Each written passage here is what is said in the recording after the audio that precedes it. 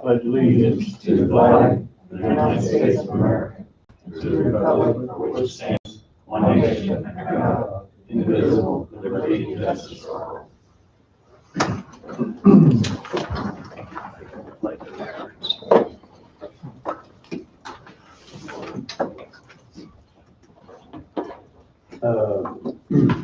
First thing being approved the minutes.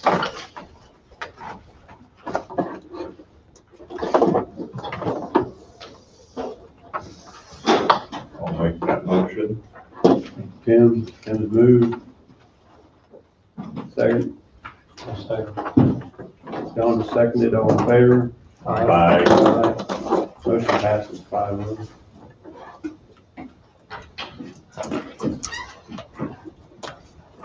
Miscellaneous motion.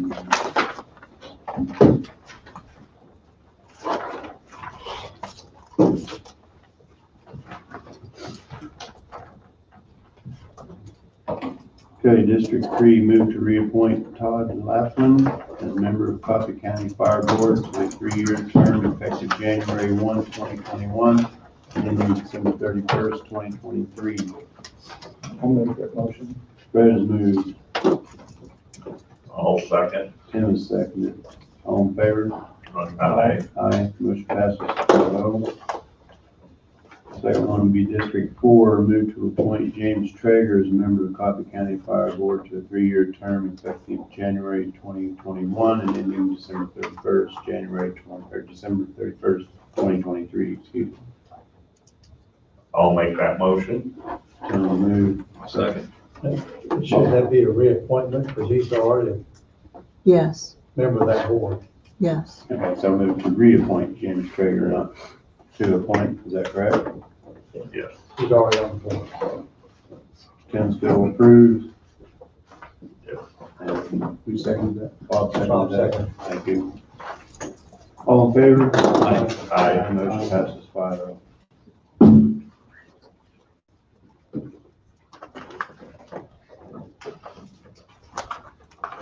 Next one would be moved to authorize and direct chairman to sign the memorandum to department heads regarding year-end expenditures.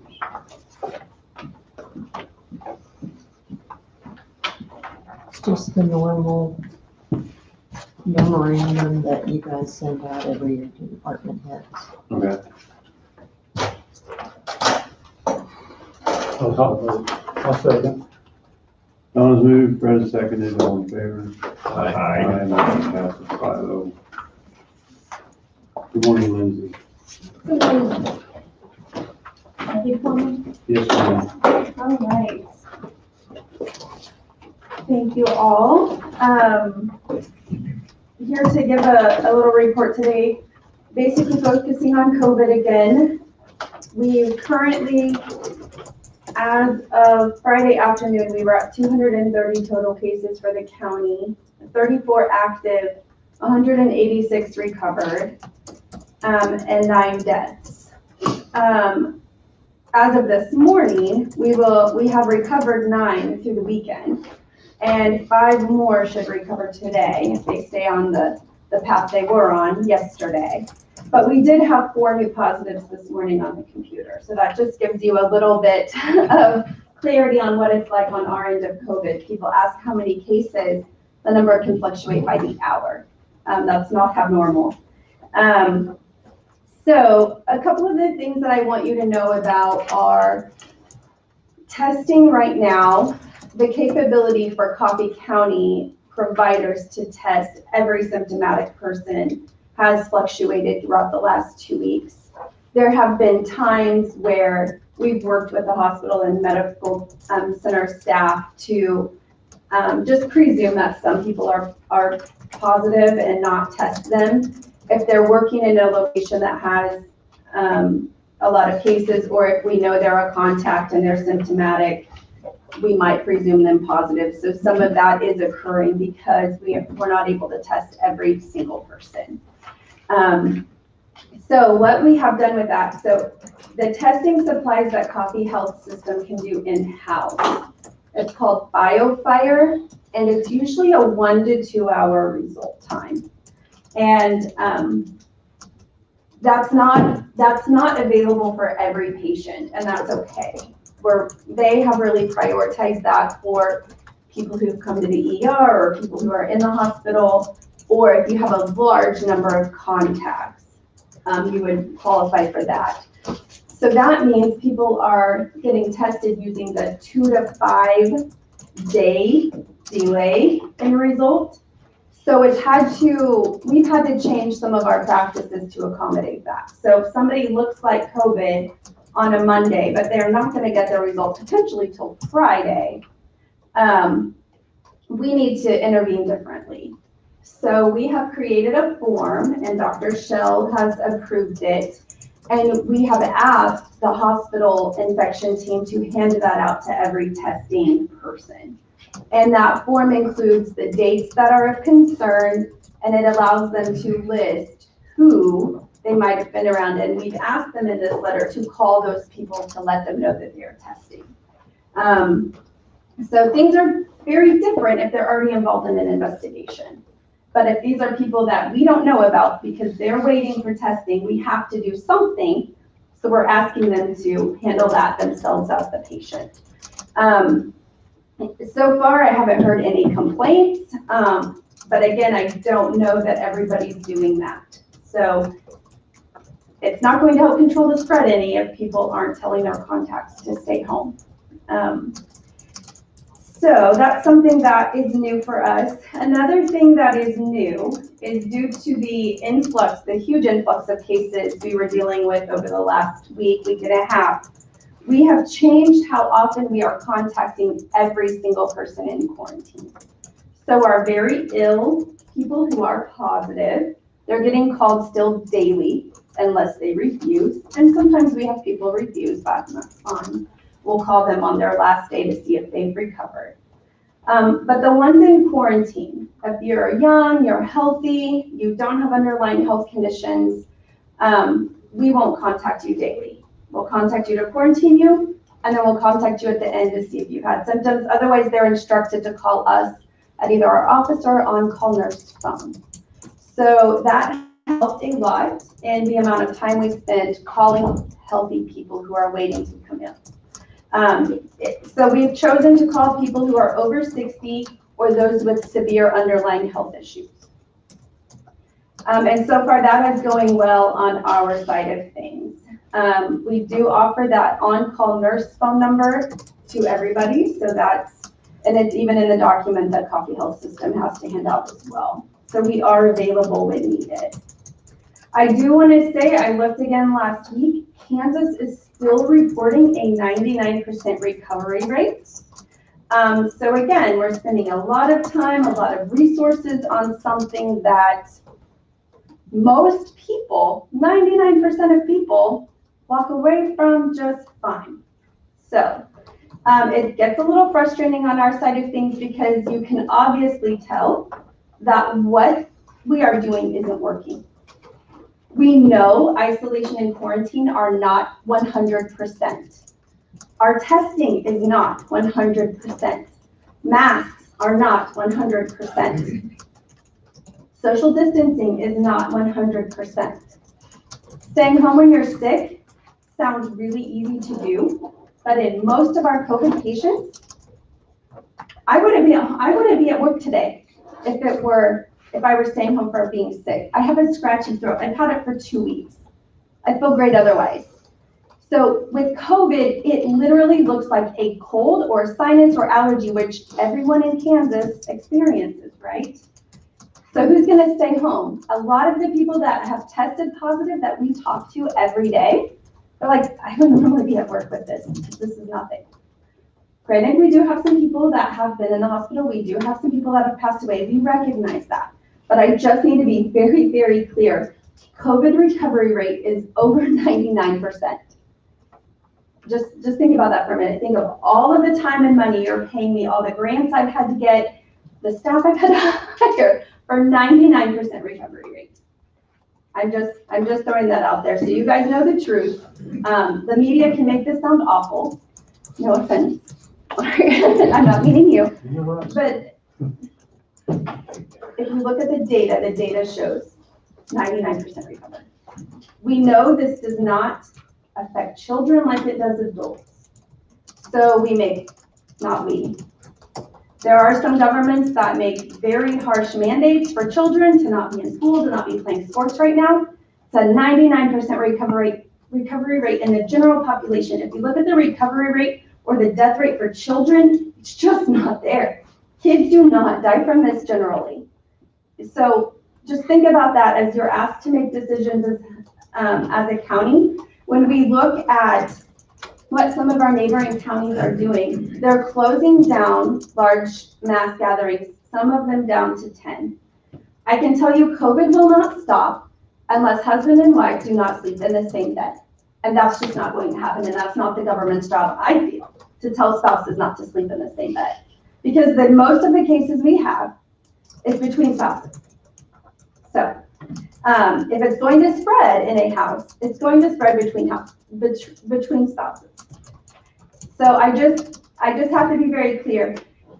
If you have 3,000 people at a demolition derby, if somebody were positive there, the positive person would likely spread it to the people they're sitting by. They wouldn't spread it to all 3,000. They'd spread it to potentially the 2 or 3 that they're sitting around. So canceling mass gatherings isn't likely to stop the spread of COVID. I don't know, we're getting asked a lot of questions about what are we doing about Santa Claus visits? What are we doing about fundraisers? What are we doing about holiday gatherings? And honestly, it's simple. You stay home if you're sick or think you're sick, or if you think you've been around someone who has COVID, you should stay home. But otherwise, it is safe to keep your distance. You guys meet here every Monday. You keep your distance. Have we had any issues? Across the courthouse, have we had many issues where this has spread to everyone in this building? No, we haven't. I think using common sense and mitigating the risks as much as you can is what we need to be doing. We are seeing that fever is not common. So a lot of facilities are screening for COVID by asking if you have a fever. Most of ours do not. If they develop it, it might be for a half a day, and it might not be very high. So fever is not something that everybody is showing, or even most. Most of our people in isolation, like I said, they're very mild symptoms. They say they would be at work normally. We are seeing some confusion amongst businesses. Why is so-and-so back to work so fast? They were positive. And one of the things I should explain is you're considered ill for 10 days from your onset of symptoms. We've had people test and result to us, and they've already recovered because of the delay in resulting. So that we can't release any of that information to people who call and ask us that, but it's all based on onset of symptoms. If their sniffles started 5 days before their test, and it took them 5 days to get the results, they're already on day 10 and recovered by then, likely. So there's a lot of confusion about that. So we work directly with the positive person on their dates. But at this time, we're plugging away. It's working well for the most part, having a nurse and a clerk dedicated to the work for a week at a time. It's that nurse carries the phone, that on Monday morning, she passes it off to the next nurse. And that's working fairly well. With the rise in cases last week, we've decided to limit our the hours that we're seeing patients in our office to 2 hours a day, because we're pulling those other staff over to work on COVID. And that's new for us. So that's just been, we've just started that for today. So we need to use our resources where they're needed. So at this time, our health department has been able to meet our statutory obligations. We are still able to contact all of the isolated. We're still able to quarantine their contacts. There are some counties who have had such an influx in cases, they are not able to contact all of their positives even. There are some counties that are not able to quarantine everybody. They'll say, Tim, you're positive, you need to call your people. You need to tell them to quarantine. So there are some of our neighbors that are doing that. But at this time, Coffee County Health Department has been able to meet our obligations. We do speak to KDHE about that. We speak to our state association about that. Our concerns that we started all of this to decrease the effect on the healthcare system, but nobody's talking about the tax and overwhelm it has on the public health system. And that's been ignored. We're doing our best and we'll continue to do our best, but there may come a day where we can't meet that statutory obligation. It is counted the misdemeanor, or it's a misdemeanor for not putting someone in quarantine that needs to be in quarantine, I believe. But at this time, we're able to do that, and we'll do that as long as we are able. So anyway, that's what I have. You can tell we're exhausted. We are. We've been allowing people to take vacations when they can. And take days off when they need to, mental health breaks when they need to, and exercise breaks when they can.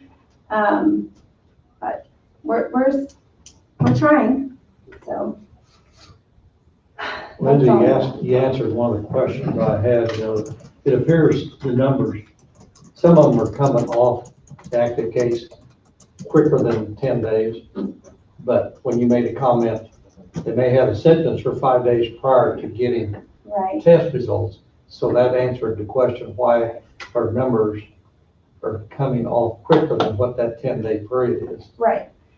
And there's nobody that has any more respect for what your office or department is doing than I do.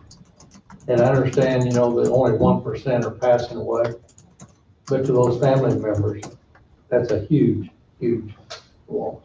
We understand. And I fully Yeah. understand your comments. Not only We do. 1%, but it's that 1%, it's still, it'd be nice to a zero, which we know that's not gonna happen. Right. And I think at the end of the day, we recognize that, absolutely. And those deaths do matter and they are important. But what leadership across the state is not doing, and this is going to sound awful, but we're not talking about acceptable loss. And acceptable loss occurs with every disease. If you look at influenza, we know how it spreads. We don't do these mitigating procedures for influenza, and it kills a lot of people. RSV kills babies. And people are okay with acceptable loss for babies dying. We don't do this for RSV. RSV in my generation looks like a cold, just like COVID does. And we don't do all of this, and it kills babies. So I think it's lack of leadership to not talk about acceptable loss, and our governor says that 0% deaths is what is acceptable. So that's what, as a community or as a state, that's, I guess, what we're striving for. But it's not feasible. This is a virus. Viruses are tiny. They mutate. They shift. They drift. It's a virus. As soon as you think you have it handled, it changes on you. And we know that. And we know every disease that has an epi curve. Every disease looks like this. When they say flatten the curve, potentially what we're doing is just prolonging the inevitable.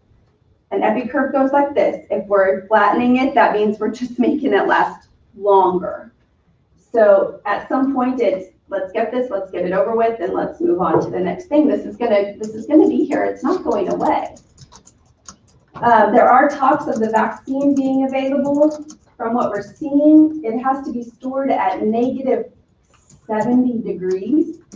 So for rural communities to have freezers that cold, and it's very volatile, as it doesn't live well outside of that condition. So it has to be administered very quickly. So I'm not confident that rural Kansas will be able to use that vaccine very well if we don't have even freezer space to store that. So On the news this morning, there's a second vaccine that the FDA is testing or approving in the midst of approval, and it doesn't require those temperatures. right. The front runner right now that's showing 90% efficacy is the one that's the really cold one. Idea, I think they called it company. There are some good drugs that can be used.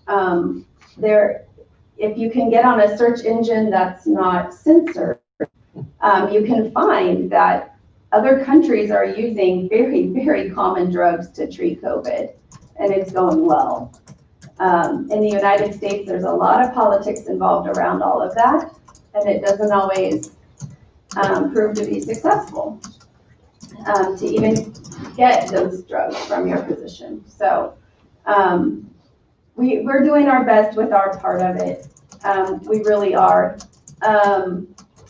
There were some more questions that we were getting on our Facebook page, and it's why do Coffee County's numbers not match the state numbers? And you'll see that they're about 10 or 12 ahead of us in what we report. And some of that is due to the fact that they have started using an automated system that goes through and looks at every case. Are you a contact? Do you have symptoms? Oh, then you're a probable, you count. But as we went back and looked at those, they were from April, June, and September, and all of them had negative tests. So I verified with the state, if you are a contact, you have symptoms, but you test negative, are you in fact not a case? And she said yes. And so, but their computer flags them as probable. So there's some of the discrepancy. Another discrepancy that we found is we get a lot of cases filtered to Coffee County that aren't truly Coffee County. They're Lyon, Osage, Greenwood, and Anderson, and we transfer them out, but the state might have already counted them as ours. So that is another area that would cause it to be off. And then we made the decision in Coffee County to not count the probables as positives. We're only reporting lab confirmed.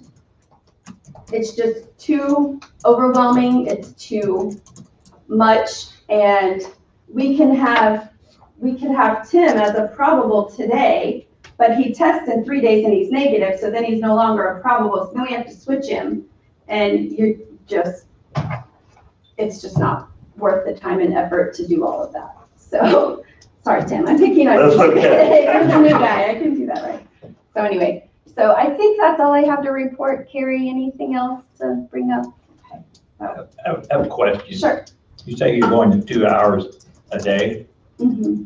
Are we going to be neglecting Coffee County residents who need your services because we have to shut down to 2 hours a day for this? I think it definitely adds barriers to access to care. We can start tracking that, how many people are calling and needing in, and us not being able to see them. We can start tracking that so I can give you a better answer as time goes on, but it's a very good possibility, yes. I guess what I'm getting to is the question of, are we going to let other people get sick because we got to be reporting this other stuff? Yeah. Very good point, Bob. Very good point. We are, I haven't been able to work on mental health issues for 9 months now, or 8 months now. And we know that's our community priority. We've all said that. You all agreed to that. You gave us money to do that, and I can't work on it because I'm working on COVID. I've maybe been to 2 meetings since March, and that are not COVID related. So things are getting put to the side. Because of this COVID, mental health may be one of the most important items we should be dealing with. Yeah, I agree. We've seen parents who have to stay home for the 24 days, the 10 while they're ill, and then the 14 for their kids that follow, and lose their jobs or be threatened to lose their jobs. And then the mental health issue of staying home alone with children for 24 days that can't go anywhere. Think if you live in an apartment building, you can't, you get it.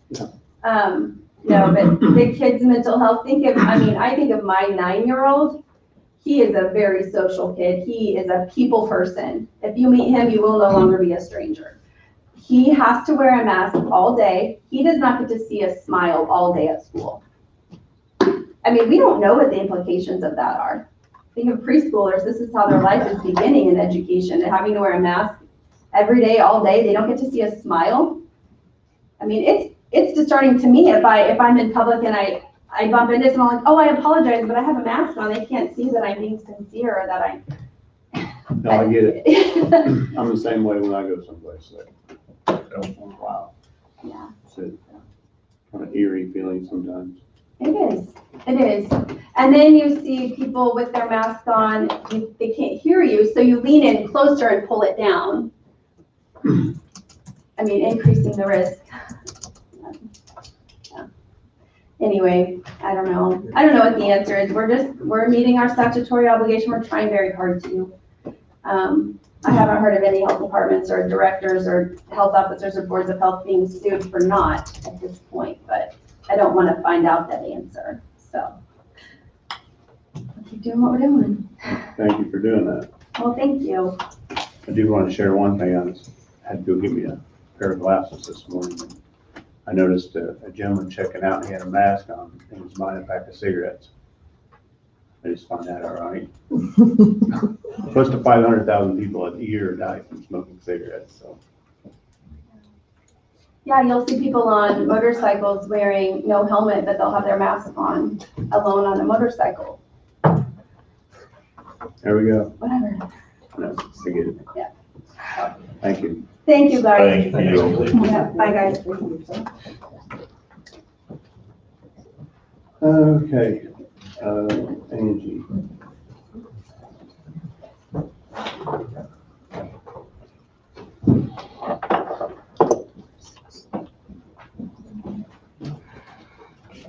Things here so that Brad will be coming down too.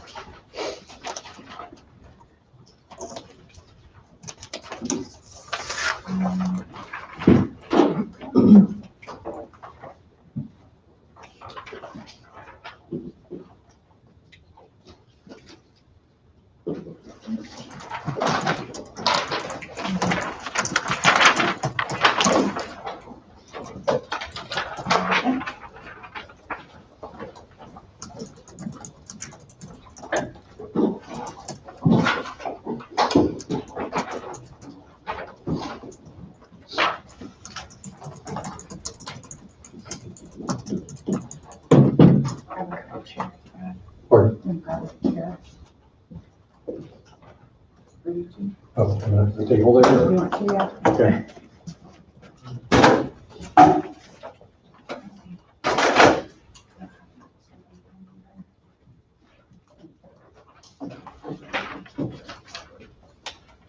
Wait a couple of minutes here.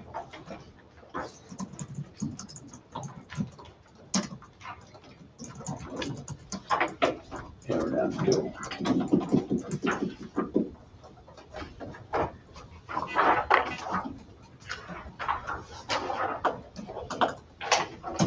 Angie, I tell the commissioners while we're passing the time here, just because I need you at some point, and this isn't really part of the canvas. At this point, we have 6 tie votes by write-ins on township trustee and treasurer races.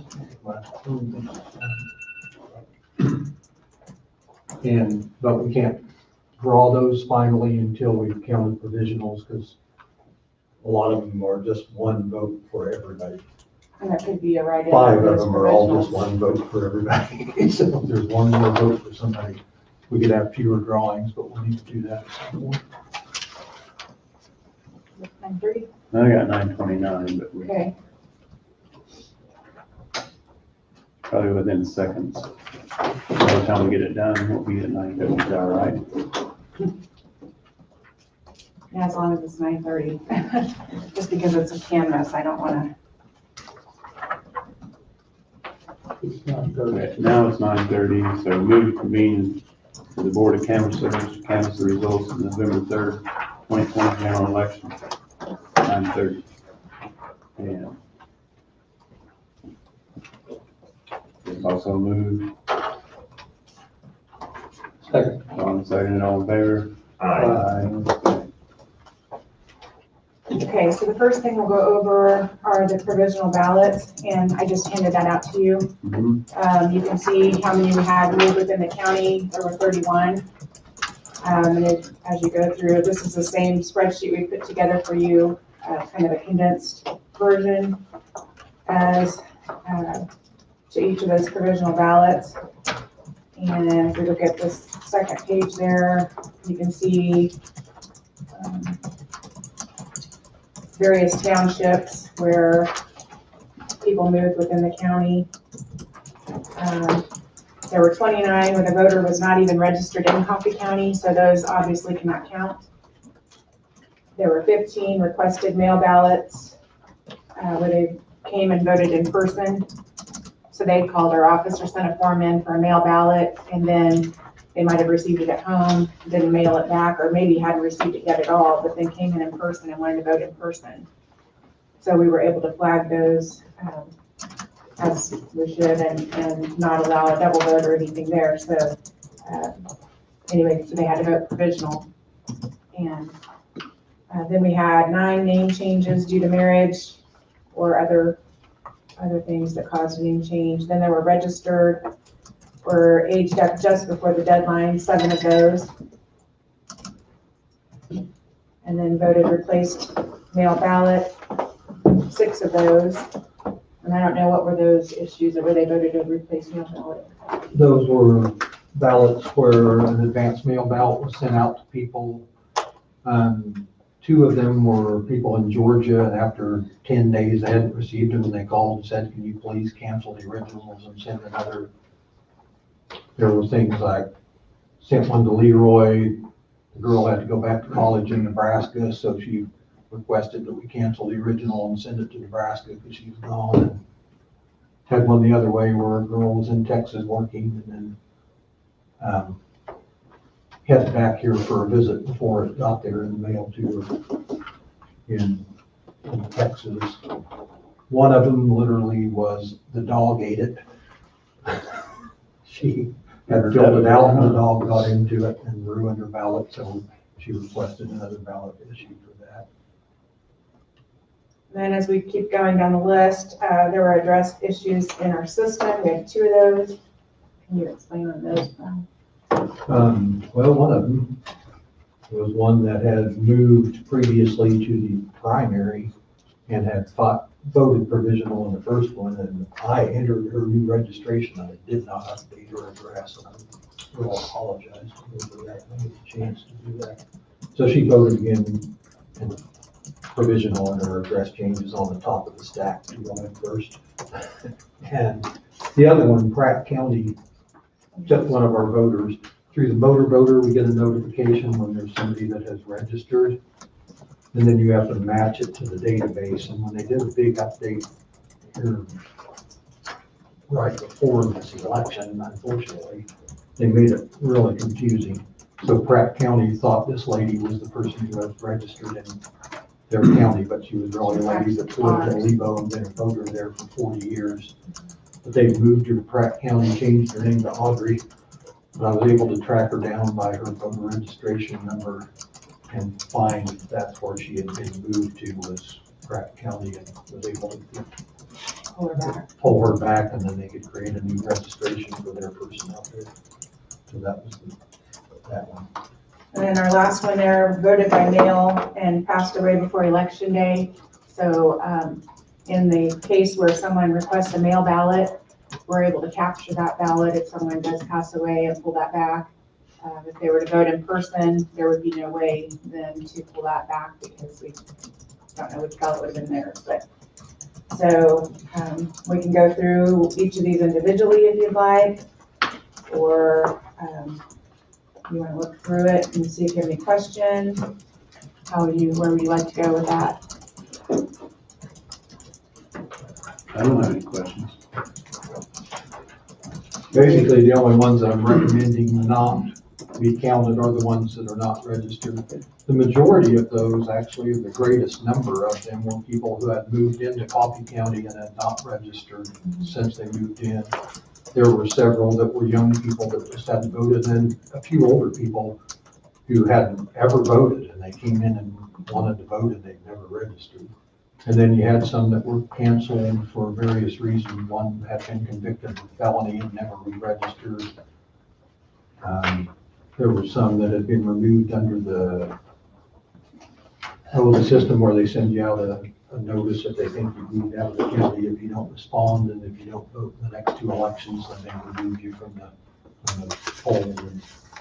But there were people that hadn't voted like since 2004 that they came out of the woodwork for this one. And I will say, we did meet with Wade on Friday to go over these, and these guidelines are laid out by election laws on what can count and what cannot. So out of the 102 that we did receive, we're recommending that you accept 72 and reject 30, consistent with state statutes, and then allow us to add the provisional vote totals to the appropriate races. I would make that motion and support that. Okay. Fred moved. Second. I'll second. Any discussion? And Wade's kind of gave it his blessing as well, so. All in favor, say aye. Aye. Aye, motion passes 5-0. Luckily, all of these were very clearly laid out in the laws, so there's no And question. just for your knowledge, I did, as I entered all of these in, if there was any issue at all on this registration, I called the people and talked to them, said, did you have a different name? Did you have a different address? Something like that. We tried to get everybody that wanted to vote, we wanted them to have the chance to get their votes counted.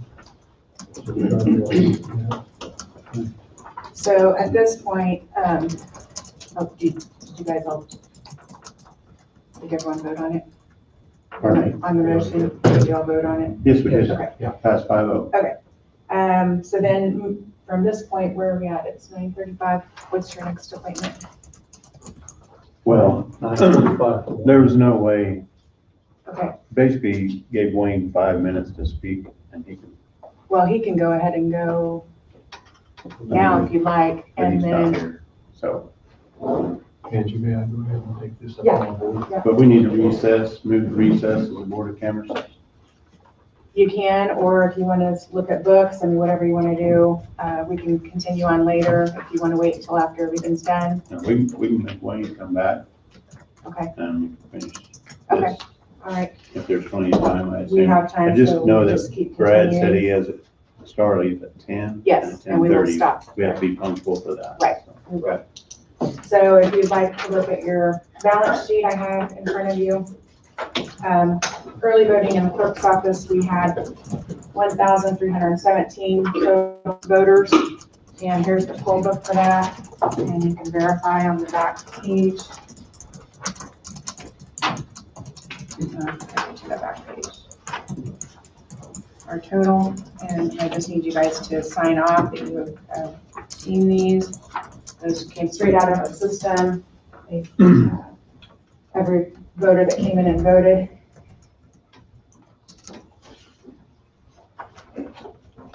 We had 2 papers, so when we go through and look at the report that prints out, You need a signature on this, initial or signature, whichever, yeah, or would you like that on the back. here?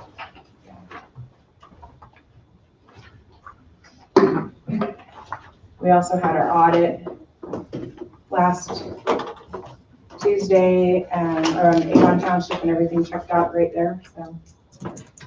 Kelly Hall, we had 533 voters.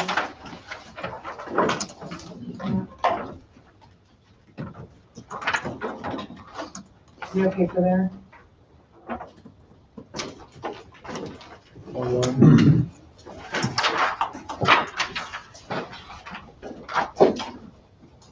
Thursday, we had 8.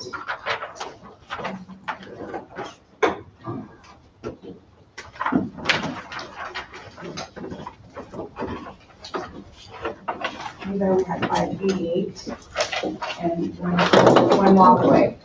Good, you'll see here, 589. Thank you. We had, one voter in Lebo that checked in, so when that poll book comes around, you'll see 589 check-ins. One voter got frustrated and walked away, so they didn't cast a ballot. So that's why there's one less ballot than what checked in Lebo. I will say that I thought everything went really well in Limbo. Thank you. They did a great job. All of the poll workers across the county did a fantastic job. Anyway, we have 383 with 6 papers. And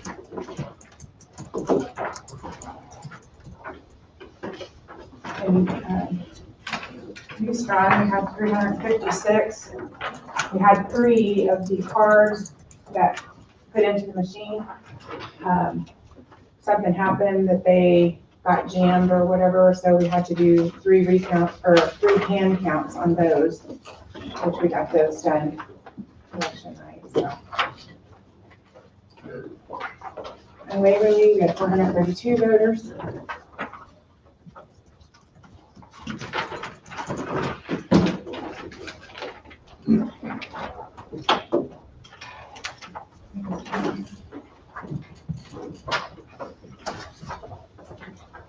These poll books that I'm giving you are the mail ballots that came in. We had 2 boards that ran the mail ballots. So as you look at your balance sheet, the first board, which is what this is, there's 341. We had a total of 592 mail ballots received back. Do you need a signature on this too? Please. On the last page. Oh, no, not there. Yeah. And you'll need to sign up this. We run dual books so that there's checks and balances on that.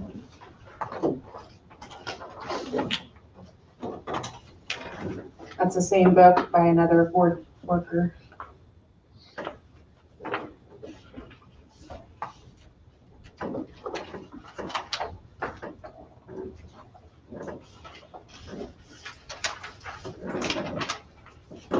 The last page, you can sign on those. And this is the second board. If you look.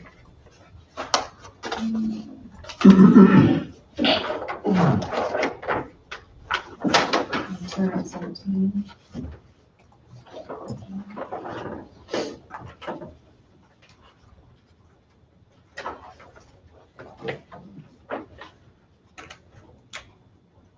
I think in that book, there's also 6 Uokava you see right there, right where you were. I didn't mention that, but there were 6 Uokava voters also, so that's added to that. You'll find that on your balance sheet.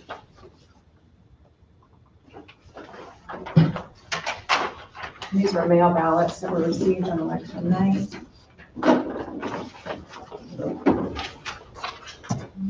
There's 22 of those. 17 of those.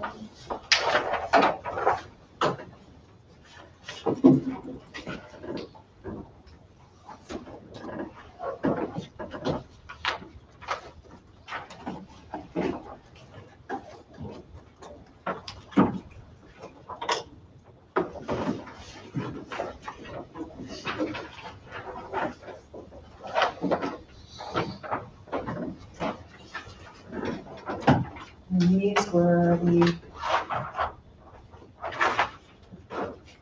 advanced mail received the day after the election, but were postmarked election day. There were 6 of those. And there's 6 here.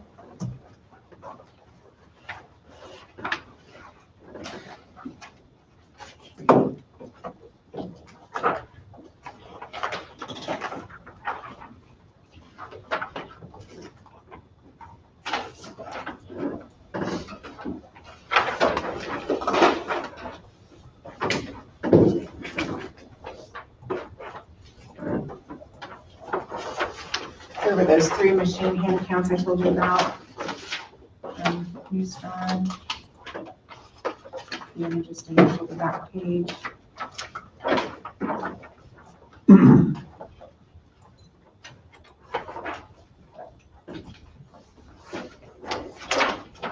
There's there's also one from Waverly, so there's 4 there, sorry.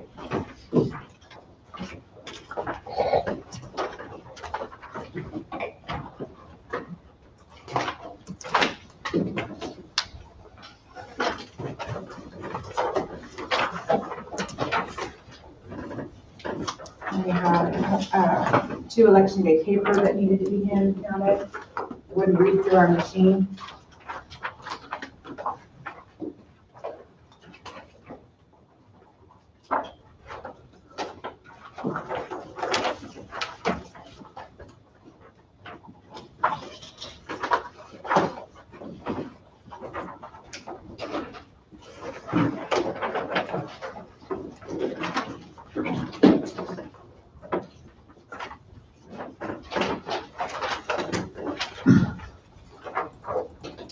We'll probably put you off, unless you can do it in 3 minutes. No, I've been spoiling you guys too much here lately, so I wanted to kind of expand it out a little bit this time. Well, I just know we got Starleaf at 10 and 10:30, so. Okay. If you like. I just didn't want to waste can your time definitely, another 15 minutes hanging out, so. Okay. Well, on a serious note, I know humor I tried, but I just had construction zone, I have no motions, so. Well, I can stop here if you want to. No, we'll finish this up, it's all right, I was amazed to see it, they only gave him 5 minutes to begin with. Well, I guess I didn't think you were going to take a break. I don't know. Well, it says break. There's still a break. We're getting the county tax bill at 10 o'clock. So Yeah. These are advanced paper. We had write-ins on those.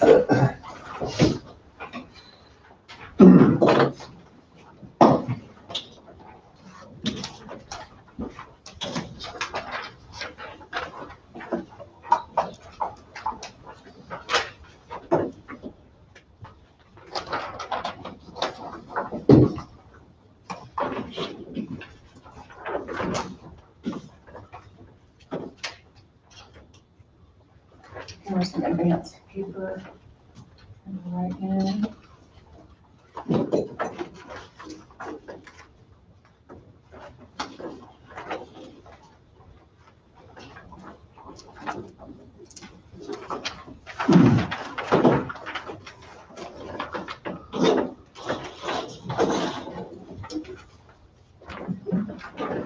That's a risk of sounding, I don't know what the word would be. It's always done this way where you just, I mean, I don't know. I just feel like, here, sign off and I don't know. We don't, I know all your numbers. I know you presented the balance sheet. I mean, we're just, I don't know. There's no really time to actually digest any of it. But Well, we can stop. We can. no, let's just keep going. I was just asking the question, has it always been this way? We've always presented the poll books. We've always presented the I'm not numbers. saying you're not presenting anything, because it's just. I mean, I verified with you. I've shown you the numbers. I see the numbers. I guess I'm confused. I'm not trying to argue it. I'm just saying, is it always, it's new to me, so it just seems like a lot of information. This is the way we do it. This is the way it's always been done. Okay. Since I've been here. Okay. Because these two, No, I'm not doubting the numbers. now, these two explained it. All we're doing is verifying what those two explained.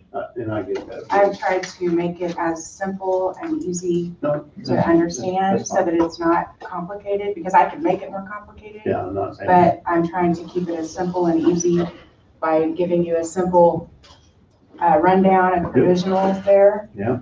And then a simple balance sheet with the Pretty numbers simple, that yeah, matches it to is. the poll book, so that there's, because like I said, I could make it very complicated, and I don't want to do that for you guys, because I was just curious if it seemed like it goes pretty quick and fast. So. But they had judges and everything else that Yeah, they- checked these before. Yeah, so I mean, it just seems like we're just signing on. So, put it here. Let's go.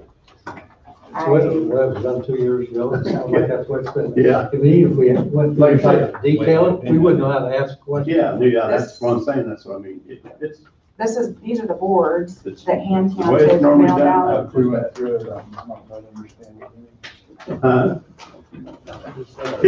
Yeah, I know, there's a lot. It's, not much time to digest. Think what this be like for big county like Shawnee or. Right. Well, I guess when you got a good election officer, Sorry. I guess when you've got a good election officer, it makes the process a little smoother.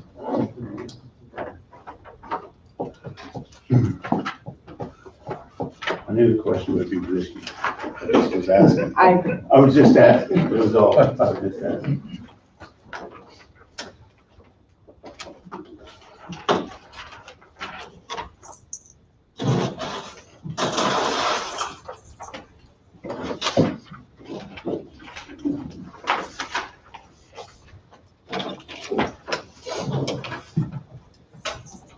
So basically, we're gonna move to certify the results of the canvas board? No, at this point, you'll recess as a board of canvassers because I will have to come back with reports for the Okay. provisional totals, and then we'll continue on after that, which won't be long after that, so. Okay. But it'll be later. So move to recess as a board of canvassers at 9:51. I'll make that motion. Reconvene Board of County Commissioners, well, county election officer adds provisional ballot to the election totals. Tim has moved, I'll second. Paul has seconded. All in favor, say aye. Aye. Aye. Motion passes 5-0.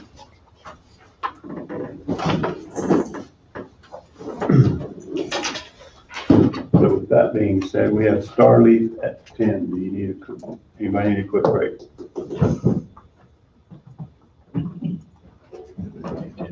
Huh? We could wait 10 minutes. That's all you want. I mean, if you need more than 10 minutes, Wayne, you can come back. No, I believe I can. Okay. I guess that worked out. Just, we gotta meet the 10 o'clock. We can limit him to 10, bring him on. Do we come back in as county commission? Yes. Okay, all right. All right. Good morning. Special issue check. Can I push this back a little bit? And we also have an additional zoning permit was just added. It was finished up here at the end of the week, so. Was you able to make a copy of that one, Donna? Okay. I'll be glad to get that to Donna, but it's, we'll pass it around. I can do that too.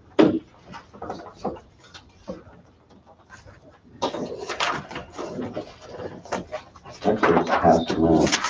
So Jeff and Shirley Colas, and what they have is a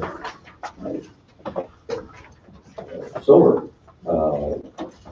panels that's going to be put up on the property. So it's not done a lot in the county, but looks like we're going to start doing some of that. And it is allowed in the zoning. Just it does have certain location setbacks that's required. That's kind of basically how you work with it. And so no motions, but I do have construction zone. And so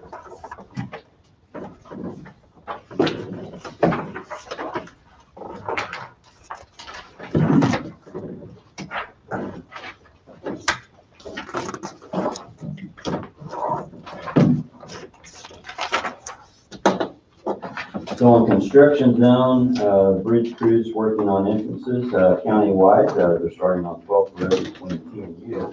I know that's not under the construction zone, so we're just trying to give you some additional information. Also, they're burying tires at the landfill. There's been at least 6 semi-loads of tires within the last 60 days. For the KDA2 regulations, tires will be covered within 60 days, about 6 inches of soil. And so that's something we're working on. Seeding for most past projects have been completed, but we will be seeding on Austin and 9th Lane.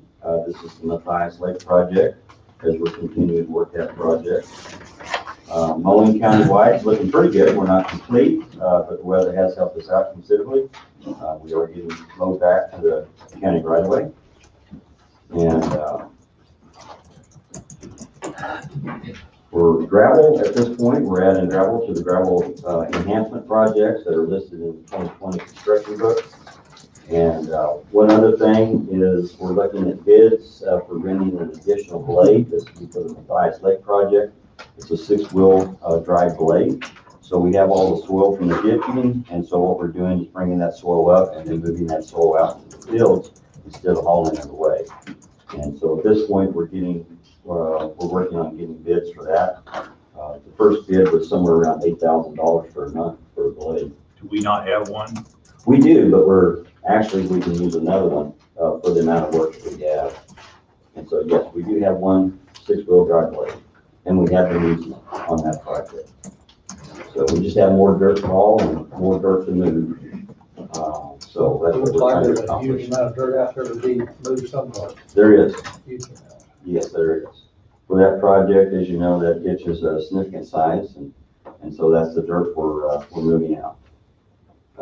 We've completed the guardrail up there on Embankment Road. That was the guardrail that was damaged along those curves at basically the at that entrance there on the south side of the dam, and so the ramp, right near the ramp.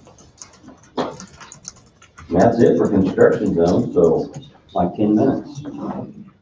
If nobody asks you a question, it'll be good. Sorry. That's good. Oh, you're right in. Right in. Yeah. Okay, Thank all you. right. Thank you. Thank you, Dwayne. Wow, that's gonna be a. Like I said, as long as nobody asks us a question, we're good, be good. I don't know. Maybe I'm setting a trend. That might be a bad thing.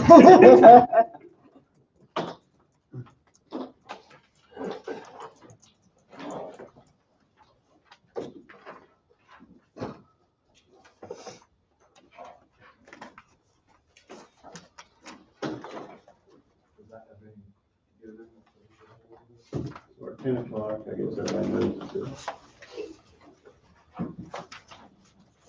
That's about steady. Oh, no. No, Sales tax, excuse me. Thursday next week. Yes, I knew that. I read it. Well,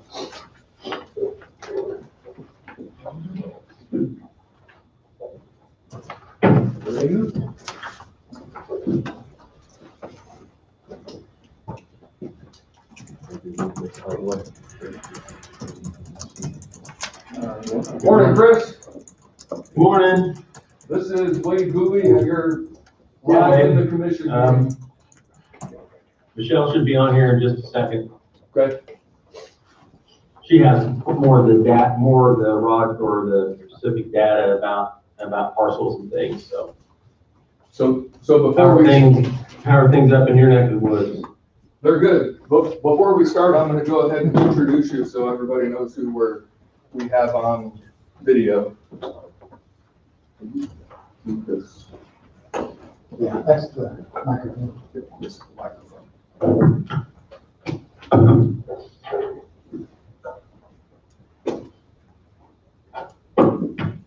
So for the World Wide Web who's watching, our commission meeting is being live streamed to YouTube. And the camera is pointing at the TV that you're appearing from. So everybody knows who's on the agenda and what's happening right now. This is Michelle Brenwald and Chris McElgun from Glenda Osterman. Glenda Osterman is responsible for the Coffee County tax sale, and they are presenting today to give an update on the Coffee County tax sale, what their recommendations are, where we are, where we're going, and that's why we set this up for today. So I'll turn it over to both Chris and Michelle. If you're ready. Can you all, morning Commissioner, can you all hear me? yes, Yes. yes. Good. I had my microphone on mute, so I rather was bothering anybody, make sure I got that turned off. So we filed your tax foreclosure action back in January, and then of course with COVID and the shutdown, things rolled along a little bit slowly, more slow than normal. We went ahead out 4 parcels. We did kind of work on those parcels, and at present time, there are only 12 parcels left for sale. I sent an email to Wade, it said there are 11 parcels left for sale, but there's there were actually 12. I think I miscounted before I sent that initial email. So we're down to 12 parcels, which is really great for Coffee County. It is rolling into a sale. The question is whether we want to continue to proceed to sale on these 12 parcels or see if there are other parcels that are eligible for sale that we can include to make this a little bit bigger of a production, and at the same time save some cost by avoiding two separate legal actions and instead combining effectively 2 years worth of parcels into one sale. So as of September 1, there would be new parcels that were eligible for tax foreclosure as identified by the treasurer. And I don't know how many there are, if it's significant, if it's not significant, because I haven't obtained that information from your county treasurer yet. But I think it merits taking a look and seeing if, even if you have 5 parcels or 30 parcels, going ahead and obtaining the title work on those additional parcels that are now eligible and wrapping them up by simply doing an amended petition, include them in this proceeding that we currently have going, and then move forward on a little bit bigger group of tax foreclosure parcels. Had we not had COVID, you probably would have been done with your sale by now. We paused 4 sales because of COVID. We now have got those sales done. Thank goodness, but it was quite the production to stay socially distanced and take temperatures, everybody coming into a tax foreclosure sale. But we did it, we're moving forward, courts are back open, we're able to continue to process these things. The question is whether you guys want to move forward on a sale of 11 parcels and start a second case with currently eligible parcels that have become eligible as of September of 2020, or whether we want to go ahead and identify these parcels, get the title work, turn around in about 4 months, and then just go ahead and add them to the current case. From a cost benefit analysis, it's more efficient to add them to the current case, but we don't have to do that.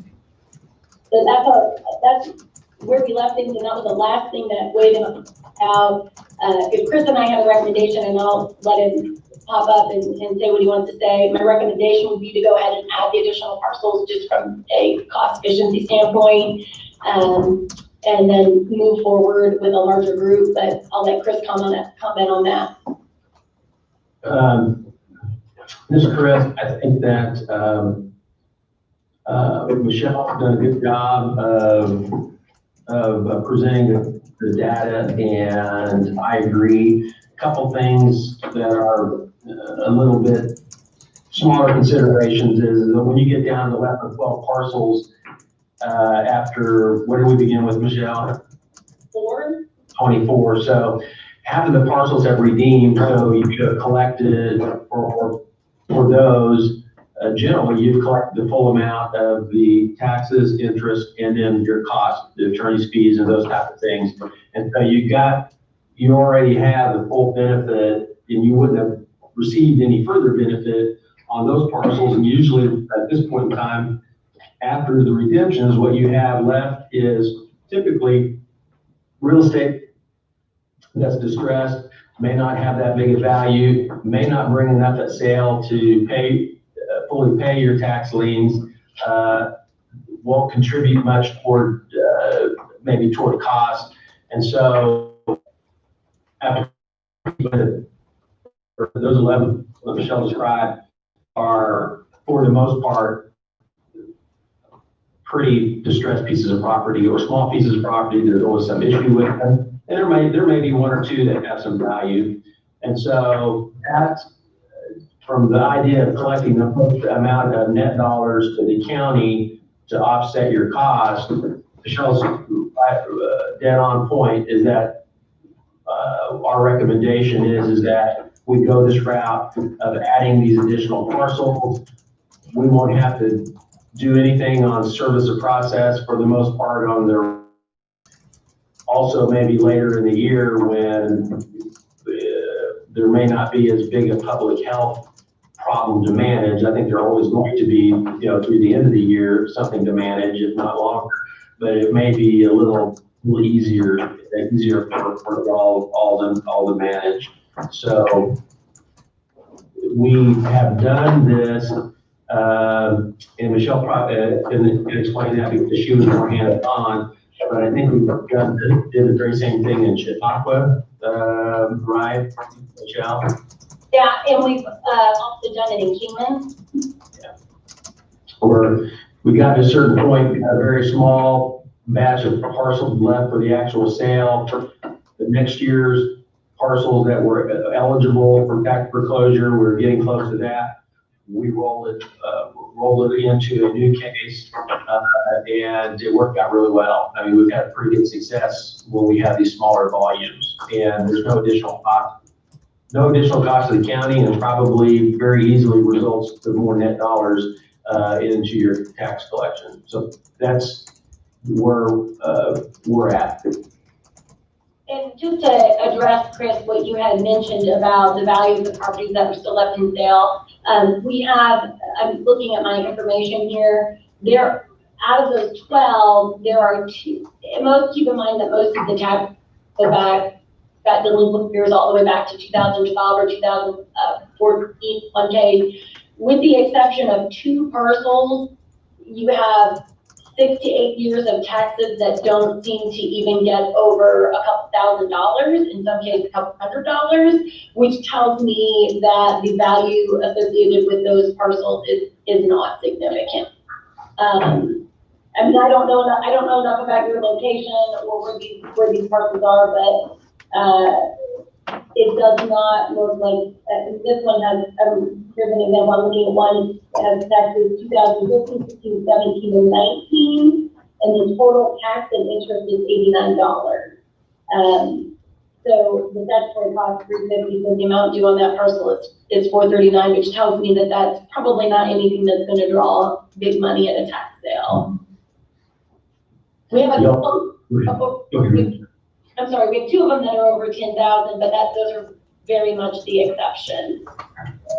I think you also have to keep in mind when we go into the tax sale, according to statute, we're pretty much required to sell to the highest bidder, and you get into a situation where sometimes the highest bid is $5 for a bad parcel.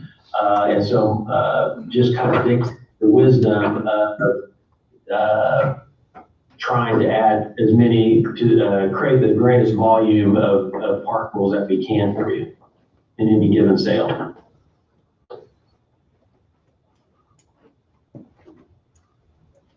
I wouldn't have a problem with adding those other parcels in there, but I see Karen's here. Do you have anything you want to say, Karen? Just that I'm roughly around 40 additional properties at this time. 40 additional?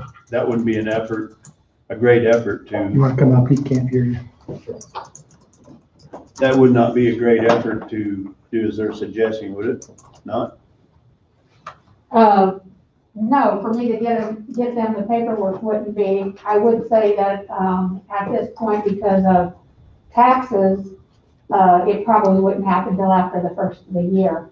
Which I think is the plan anyway, is it not? Well, I don't know. But like I said, we haven't even mailed our taxes out, so there's no way I'm going to be cramming 3 weeks of collection or 6 weeks of collection into 3 weeks. So I just know that I can't physically get them these numbers, all this information, get it in a format for them and get it to them until after the first of the year. Okay. Chris and Michelle, could you hear that? I could. That was very difficult to hear, but I can hear you now. Okay, so the microphone's right in front of the TV. Karen, the county treasurer, just got up and said there's approximately 40 properties that would apply to the next, if what you're suggesting is adopted by the board. The second part of that is she indicated that she would not be able to get you that information until January because she has to deal with the current tax roll and send the taxes out. So I'm not sure if that creates a logistical problem for you, if that is something that you can work with, but that's at least so you know what was being said. Well, we're rolling up on the end of November. We're gonna have the Thanksgiving break off, the Christmas holiday. It really only only factor for us with that information is, does the commission want to wait that long to take the next step?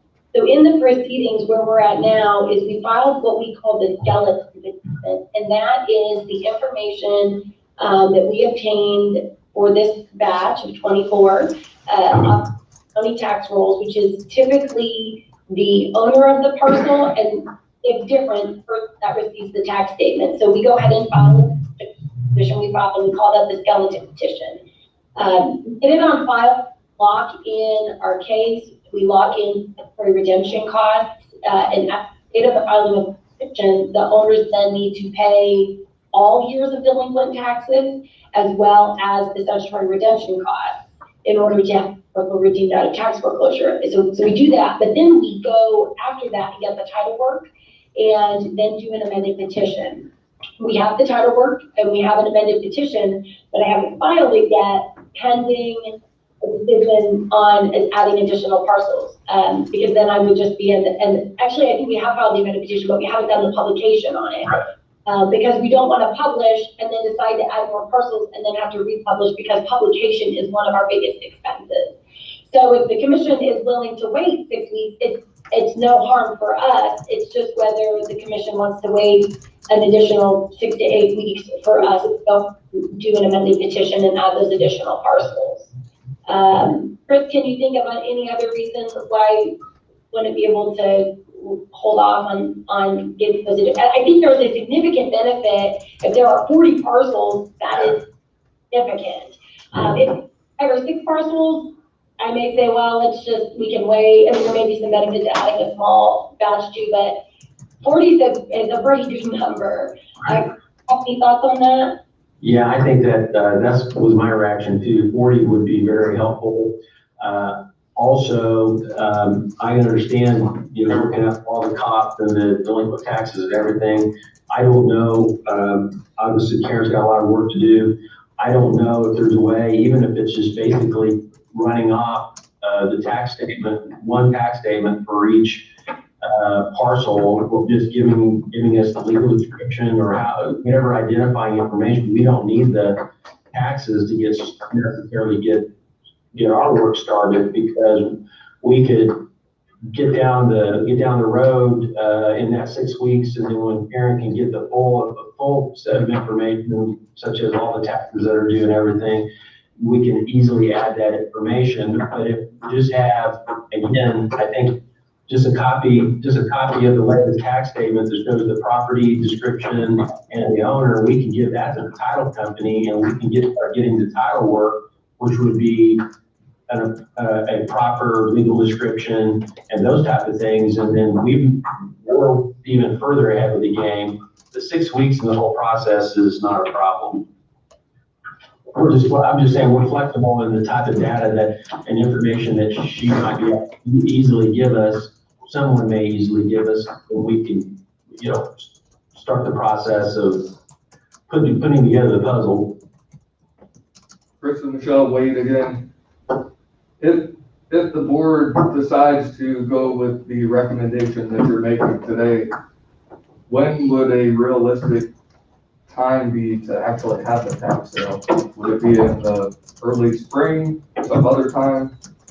If we can get everything, if we can get all the information that we need and get an amended petition filed by sometime in January, even before the end of January, you're talking a sale in April or May, assuming we don't have another COVID crisis, so that has completely derailed life.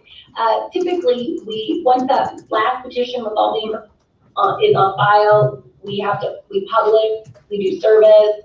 There are some statutory waiting periods.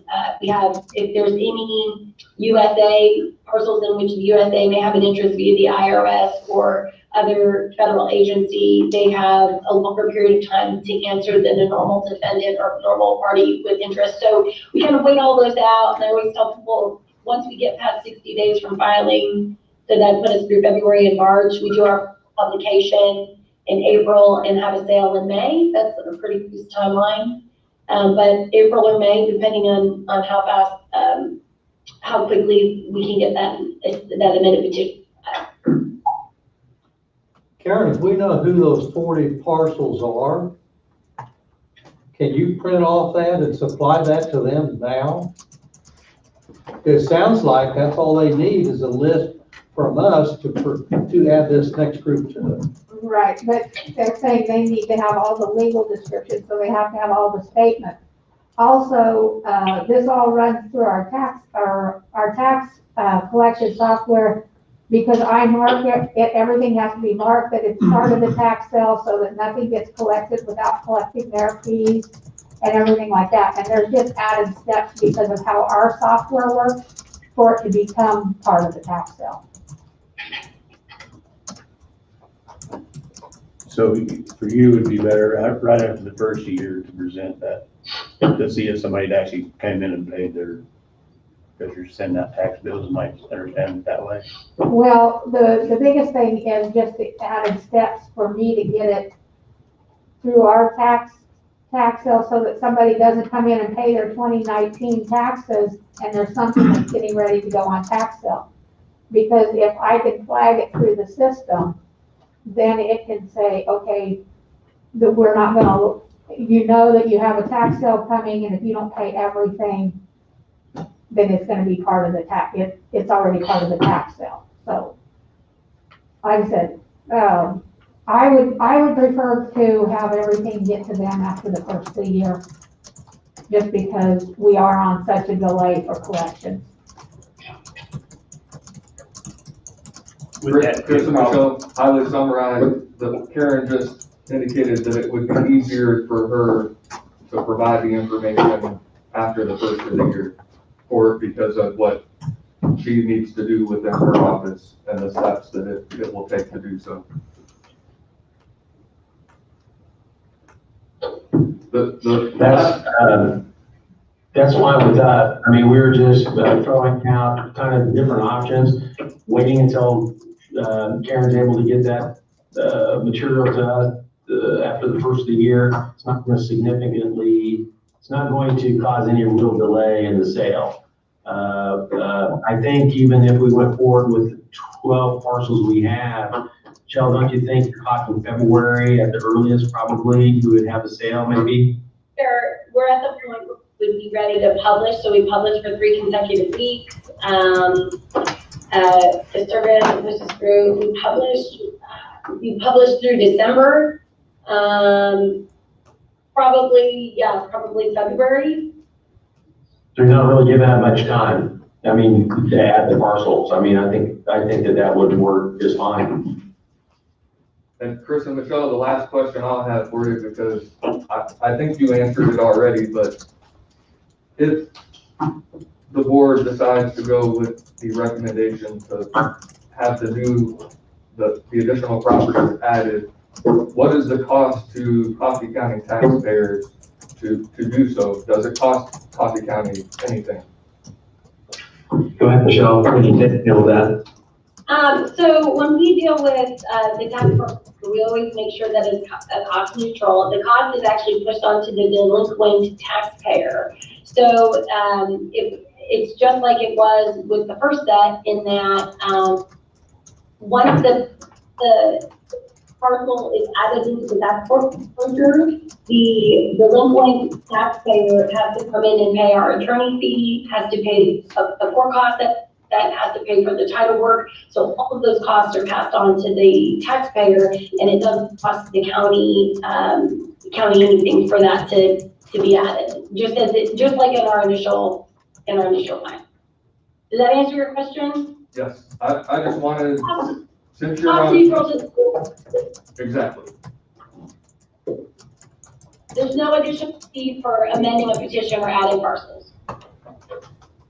You know, my personal feeling on this, and this is one thing I've been after, is get our citizens to pay their taxes and do it on a timely manner. But if we're only going to delay the tax sale by 3 months and increasing the parcels by 40, to me, I don't have a problem with that procedure, that process at all.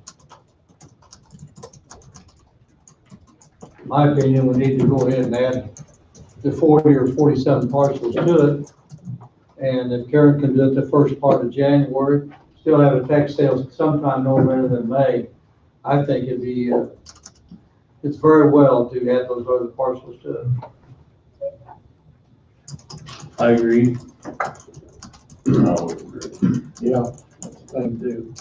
I agree. So it sounds like it's unanimous that we add those other parcels, but we'll have to wait till after Karen can get things together after the first year. Mr. Chairman, Yes, may I ask one question? yes, ma'am. Okay, the 40 parcels that I gave you were just taxes that have 2016 taxes. Do you want that changed out to, I believe commercial property is 2 years? Can you ask them that? If you could maybe step right up here, the microphone right here. Okay. So, Michelle, is it commercial property only has to be 2 years delinquent, so they would be 2017 taxes? So that's what I'm wanting to know. And what about vacant lots? Are they still 1 year? Chris, are they 1 or 2? No, the vacant lots would be, well, let's start. Homestead, non-commercial property is 3 years. Vacant, would be 2 years unless it's, qualifies as abandoned property, which means it's not there hasn't been any upkeep. It's become blighted, those type of things. Those type of vacants would be 1 year. But that usually requires someone to go out and provide us some information, like a declaration from law enforcement that, you know, it's a blighted piece of property, you know, maybe a burnout, you know, lot or something like that. So we just usually go, if it's not homestead and vacant or commercial, it's 2 years delinquent, and then anything else, which would be homestead, and anything else would be 3 years delinquent. Okay. So that's what I guess I'm asking is, does the commission want to do the 2 years on commercial? And I have to research what in 17 is commercial property, or do we want to just do the 2016, the 40 properties that I'm at so far? The other ones would require a little bit of research to figure out those. Yeah, it's within the board's discretion. Okay, thank you. And my concern was, wouldn't we want to try to bring them all up to date as close as we could? Every one of them, yeah. I think we need to maximize the opportunity. Every one of them.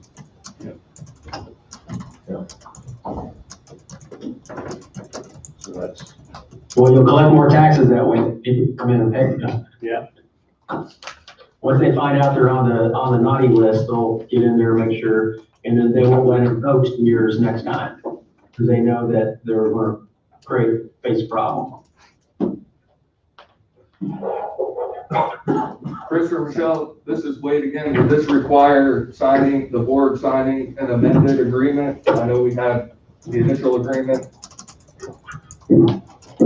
No, I think there's some language in our agreement that says, that if we don't sign a new agreement and continue with foreclosure proceedings on behalf of the county commission, that it will roll under the same agreement. Well, just like. Will you need a new resolution, Chris? Right, we'll need a resolution for the, to be safe, there's always some argument, there's some technical things, whether or not Coffee County is the type of county that needs a resolution. Some of that hinges on whether you're under a county councilor form of legal representation or others. We just always have, why mess with figuring that out? Just a new resolution for each tax year, authorizing your lawyers to go forward and to do what needs to be done. It's pretty basic. And so we should have last year's, we can submit it forward for you and give it to Wade, and he can do what he needs to do to put the final touches on it. Everybody agree? I agree. I agree. Time to move forward. Sounds unanimous.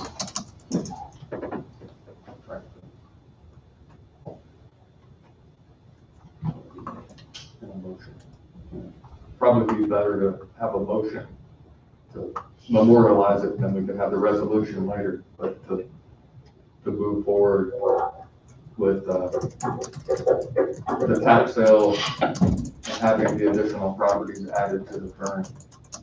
We can do that right now. So Have a motion to move forward with the tax sale and add the additional properties as needed. I'll make that motion. Number to come later. Jim, Tim has moved, John has seconded, all in favor? Aye. Aye. 5-0. Wade, do you want to prepare that motion exactly the way it needs to be written for our minutes? You just, the motion was made and then approved, so Yeah. for me to go back and change it, I don't know if that's. I understand. Well, the motion is we're just approving the properties that are up now and adding the 40 or however many additional properties needed. So, Right. So. Chris and Michelle, I don't know if you heard that, they agreed to your recommendation, and in January, I would, when Karen has the time and opportunity, she'll provide you with the additional information so that you can move forward from that point. Unless you need something else, and then I'll wait to either hear from you or. Just clarify, because I wasn't able to quite hear everything. So we're gonna get the additional parcels in January. Will that be both the 3-year homestead as well as the 2-year commercial property? Yes. Okay. everything that would be available to put up for sale, yes. Everything that's eligible to be in the tax sale will be provided. Yes. Okay, great. Now, when we send you a draft resolution, it'll capture all of that. In addition, I mean, it'll capture all the details of the timing, nature of the property, by timing, I mean the number of delinquent years and those type of things. So we'll have a formal resolution to request a decision today. Sure. I'll watch for that. Yeah. Thank you for your time. Thank you. Thank you for on this platform. This worked out great.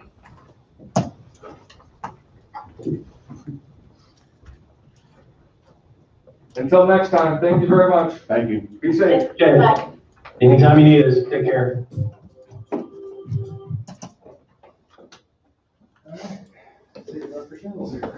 Good time.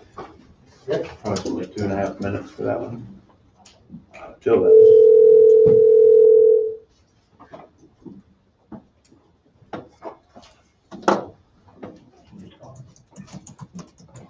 There he is.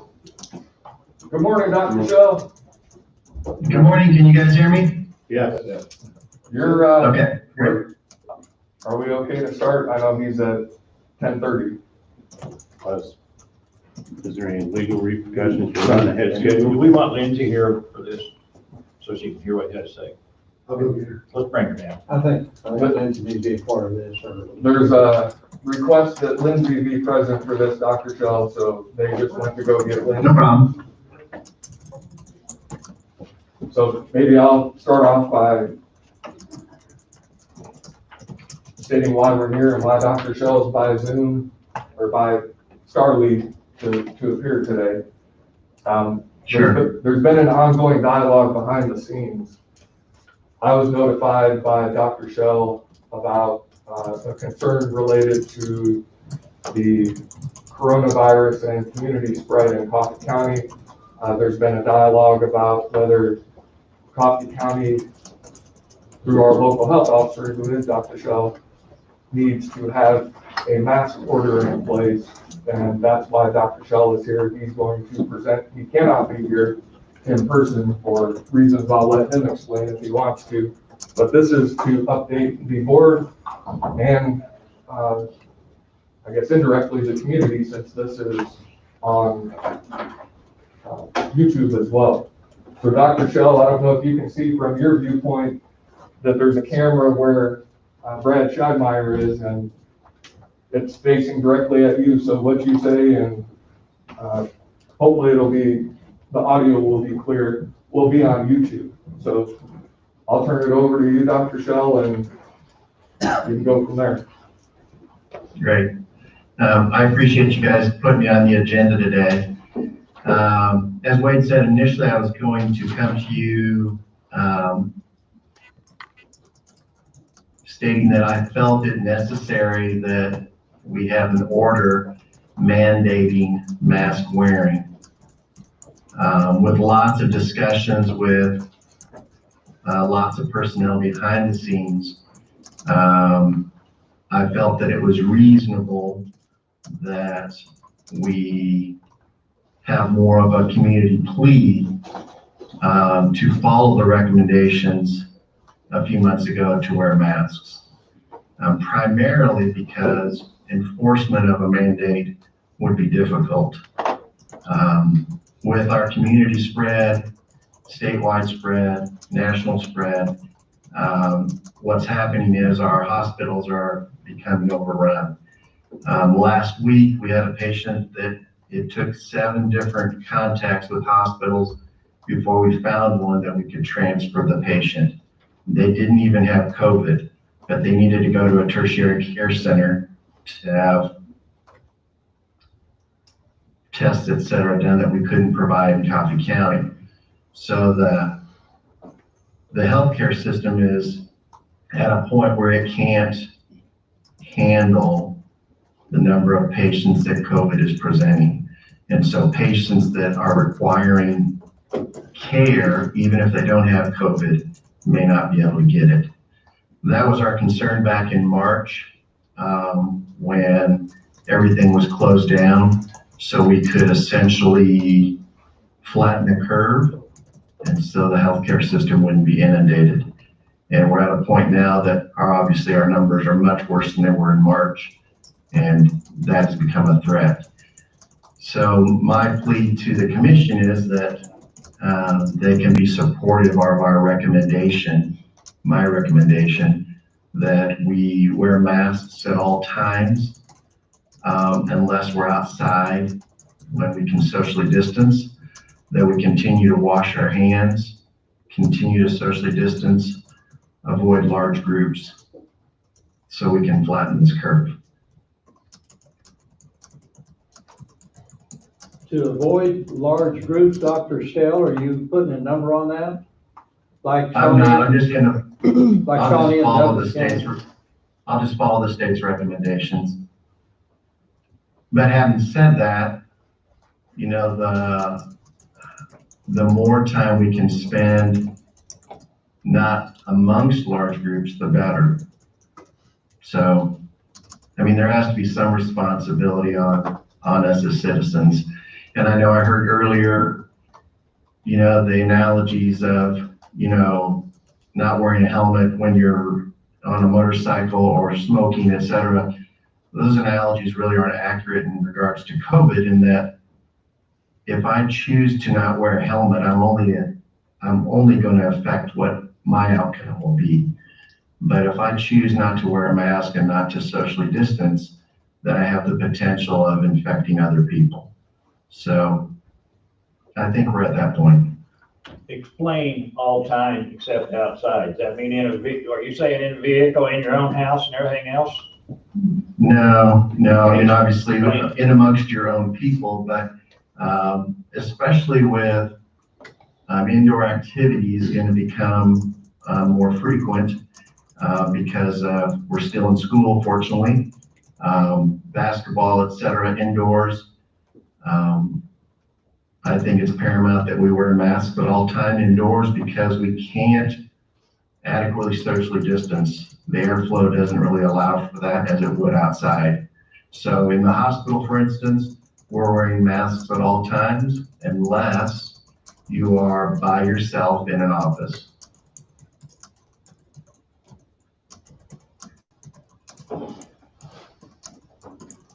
Dr. Shell, this is Wade again. If you could maybe talk about, this recommendation's been made before. However, this is a very strong recommendation, a stronger recommendation than before.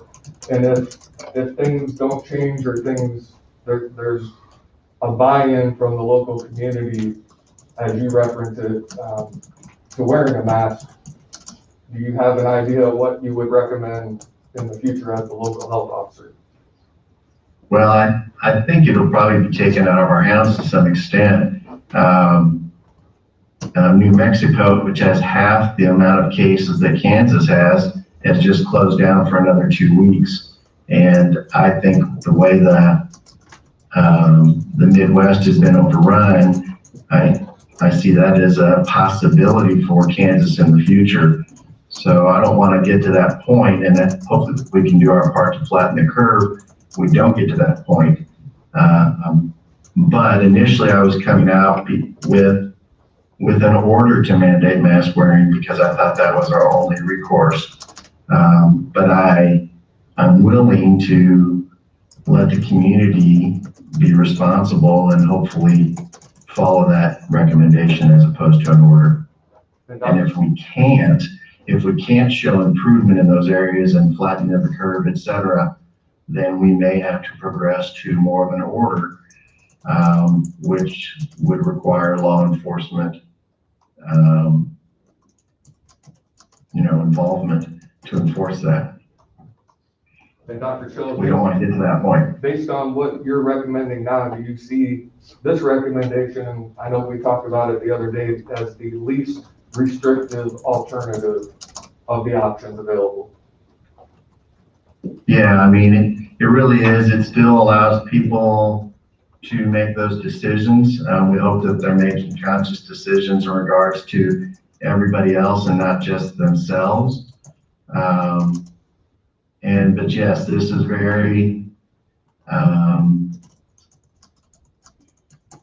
very easygoing for our community in just making it a recommendation. The plea is there. I mean, if you go to the football game, the majority of people are not wearing masks and they're not socially distancing and they're in groups. So we're kind of going against everything that our national infectious disease experts are stating will help stem the tide. This is so much more unusual than anything we faced.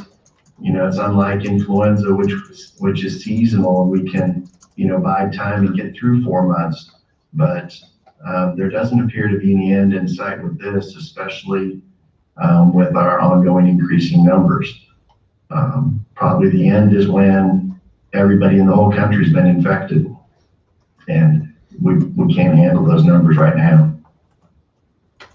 Dr. Shaw, we also talked about you putting together a video through Coffee Health Systems, and my understanding is you plan on doing that tomorrow and sort of relaying similar information through that format. Is that something you're still planning? Yeah, tomorrow morning I'll put out a video that we can release to the community, hopefully to understand the premise behind all of this and the need for the recommendation to be followed. So. And maybe the one question that I don't know the answer to, and maybe you don't as well, if somebody has questions related to your recommendation and what's happening locally, why this recommendation is coming out and not through an order and vice versa, do you have an idea of who could be contacted? Because our health department is overwhelmed and they don't have the time or resources to deal with that. I don't know if someone called the county attorney's office, I don't have the medical expertise to be able to answer those questions. If somebody called emergency management, I'm not sure they have the expertise to be able to answer those questions. So is that something maybe we can sort of head off at the pass right now on how to get those questions answered? Yeah, I guess, we initially talked that emergency management may be able to do some of that. I don't want to put that all on their shoulders, but I do feel it important that we have one office that handles all the calls, so we don't have 4 different groups giving out different information, that there's essentially one voice. So I haven't really spoken specifically about that plan. If there's one And voice, because I'm sorry, go ahead. if there's one voice and you're the voice, why isn't your office that takes care of that? Yeah, my office is inundated as it is. I mean, it's difficult for me to get through 200 phone calls a day, let alone those that have to deal with COVID. So if you want me to just be the health officer and just do that, guess I have to think of different alternatives. So I'll go ahead and give the flip side of that. If there is an order, the order ends up being issued by the local health officer, which then ties law enforcement into it, because by state statute, the local health officer has the authority to send out a sheriff or officers to enforce the order. And then it has a civil penalty component to it. That's not where we want to go. And that's not, in speaking with Dr. Schell, I think everything is being done to avoid having to go that route, because I think throughout the country we have responsible citizens who understand that Dr. Schell is the medical professional. I remember seeing early on one of his videos came out and there were 7,000 views. So I had conversations with the leaders of our local churches, and while they weren't excited at the time about the stay-at-home order, they, and to be honest, they didn't necessarily have to follow the local health or stay-at-home order, but because they respected Dr. Schell and his opinion, they were going to follow what he recommended. So this is partly why we're doing it in this format, and why the recommendation was made for Dr. Schell to appear today and then for him to do the video tomorrow. But how those questions get answered, I don't know, and we'll have to figure that out. But right now, I think a lot of questions have been answered through this presentation this morning, and maybe more so through the video tomorrow. I think it's just important that we just emphasize to the community that it's time that we do more than what we've done. We probably were more cavalier than we should have been the last 2 months. And we probably need to do more. So that's my plea to the community, is that we should do more to protect others, to protect our service people that are, that go to work every day that really don't have any recourse. So if you work at Hoover's and you work at Casey's, there's a flood of people that come through your doors every day, and you're putting yourself at their mercy to follow a recommendation to wear a mask. Wearing your own mask is obviously helpful, but when 2 people wear a mask, much more helpful. I wasn't trying to put you on the spot. I just felt that, as Wade says, people respect you. If it came directly from your office instead of from our emergency management or our health department or somewhere else, if you had someone set in your office set up to answer all these questions, it's kind of like, yeah. You see where I'm headed at? That's just. Oh yeah, I do. We don't have the personnel for that. In fact, I think we had 14 people out of the office last week because of COVID issues. So that's really hampered the system in that regard too. I get what you're saying. It's a unique situation in that I'm not even employed by the county, that I don't have those kind of resources. So I guess, the health department, emergency management personnel, et cetera, are kind of my voice. Dr. Schell, you mentioned recommendation to wear a mask. What's the difference between recommendation and requirement, or is there a difference in that 2 words? Yeah, the difference is really enforcement. Okay. So it's more of a plea. A recommendation is a plea to, this is what we think is important. But if we make a mandate and order, then it is a requirement, and then it has to be followed by enforcement. If we follow your recommendation, do we put a time frame on it? Or we address it? I would say no at this. Or do we address it? I would say no at this point.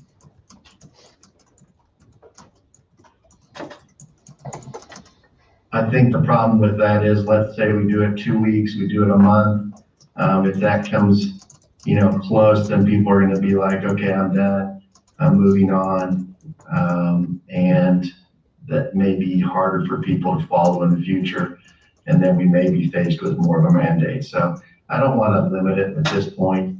And we can give them information as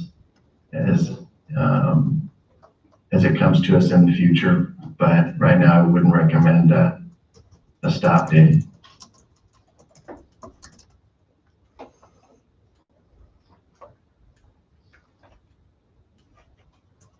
And again, this is a recommendation. It's just it's not anything we need to enforce. We just think that it's a responsible decision to be made.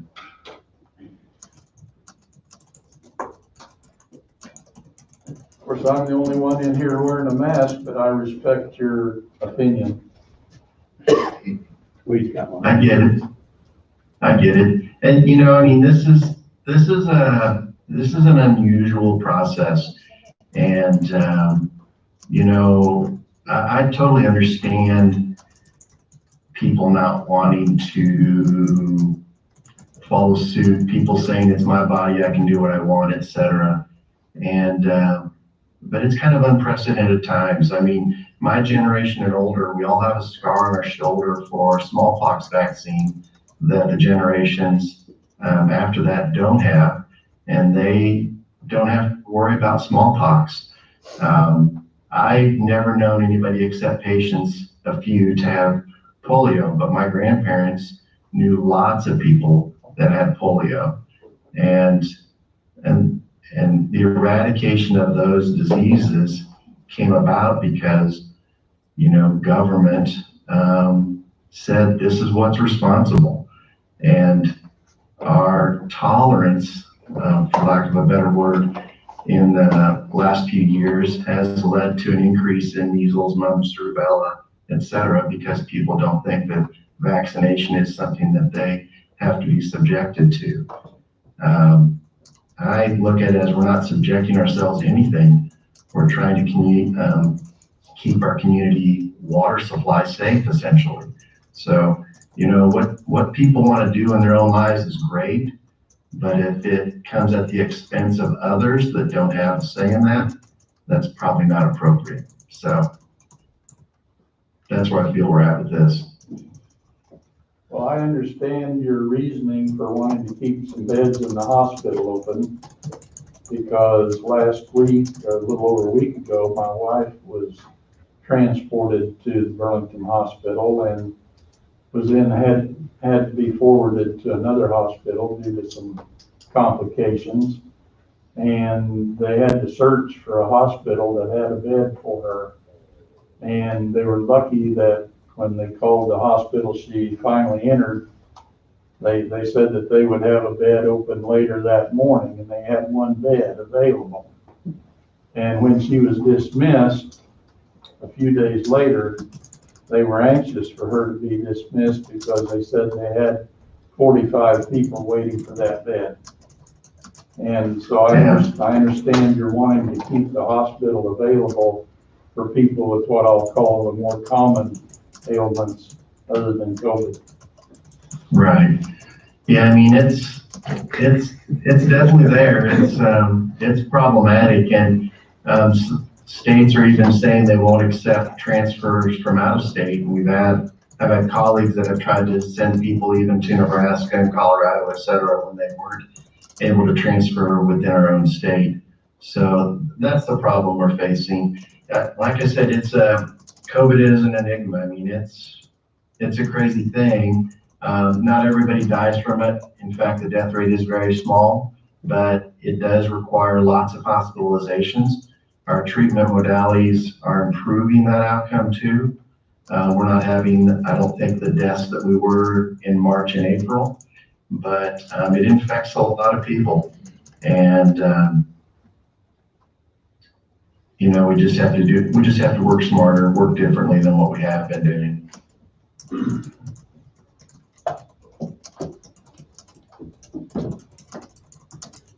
Any other questions? I don't have any questions. Didn't think you have any. Then you guys are always welcome to call me at any time, and I'll try to answer anything I can the best I can. The health department's done an amazing job. Our emergency preparedness people have done an amazing job, and all the other associated offices of our county should be really commended. I have relatives that were infected elsewhere and never got a call from a health official. There are counties adjacent to us that those calls went out almost the time that their quarantine was over. So the people in our healthcare field have done an amazing job within our county and really should be commended. I know it's been a long, difficult time for them. And obviously with the support of our commission. So I think we're a model for not only the state, but across the nation of how resources can be put to good use and really help people. Dr. Shell, I think the sheriff has something he wants to either ask or say. So. Okay. Morning, Dr. Shell. Good morning. Okay. That's the mic.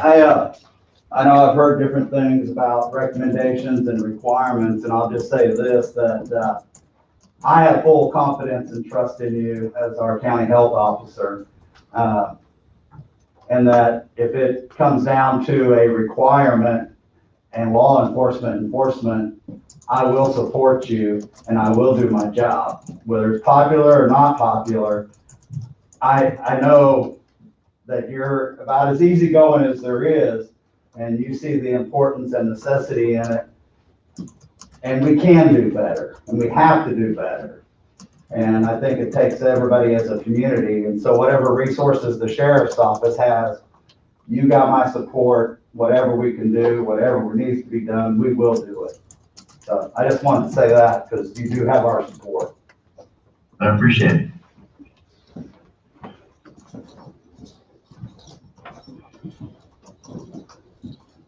Anything else? So, Dr. Shaw, you mentioned Casey's and Hoover's and some of the local businesses. And my understanding is, for example, Hoover's went live, I think today, that everybody who goes into Hoover's has to have a mask on. Is that so?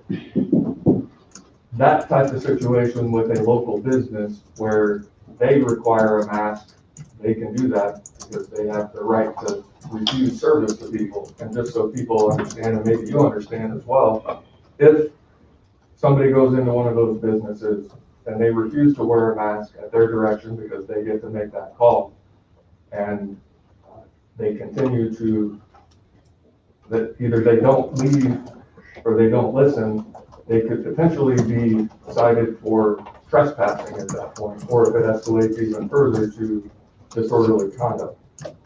And the business owners in the local community have those type of resources available that are completely separate from your recommendation today.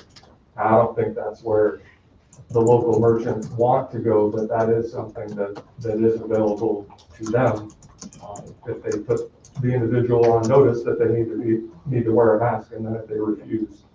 So just an FYI.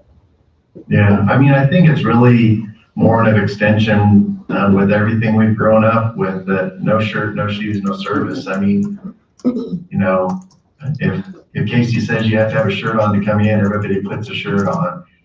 This is just a little bit more of an extension of that. So I don't see it as a huge inconvenience, and something I think we can really do. Dr. Shale, I appreciate that you have kind of changed your mind over recommendation of requirement, because I feel like requirement is government controlling people, and I think we have too much of that. And I feel that whether it's a requirement or recommendation, you're still going to have people who don't abide by it. So let's go to the first step. Let's go to the easy step, and I appreciate you considering that instead of what you were originally going to do. Understood. And I think part of that recommendation, not only goes to Dr. Shell, the credit goes to Dr. Shell, but also representatives within the county, Lindsay and her team with the health department, emergency management, the sheriff, undersheriff. We all met as a team and tried to figure out whether there was another alternative to the mask order. And, you know, it took some spirited dialogue in our discussion with Dr. Shell, but this is the result of it. So I think all of those individuals in those departments need to be commended because they're also on the front lines. They also are impacted by what's occurring. And, you know, I think the board needs to appreciate them as well. Definitely. Anybody else? Thank you for your time, Dr. Shell, and we'll look forward to seeing your video tomorrow. Great. Thank you, guys. Thank you very much. Thank you. Thank you. Thank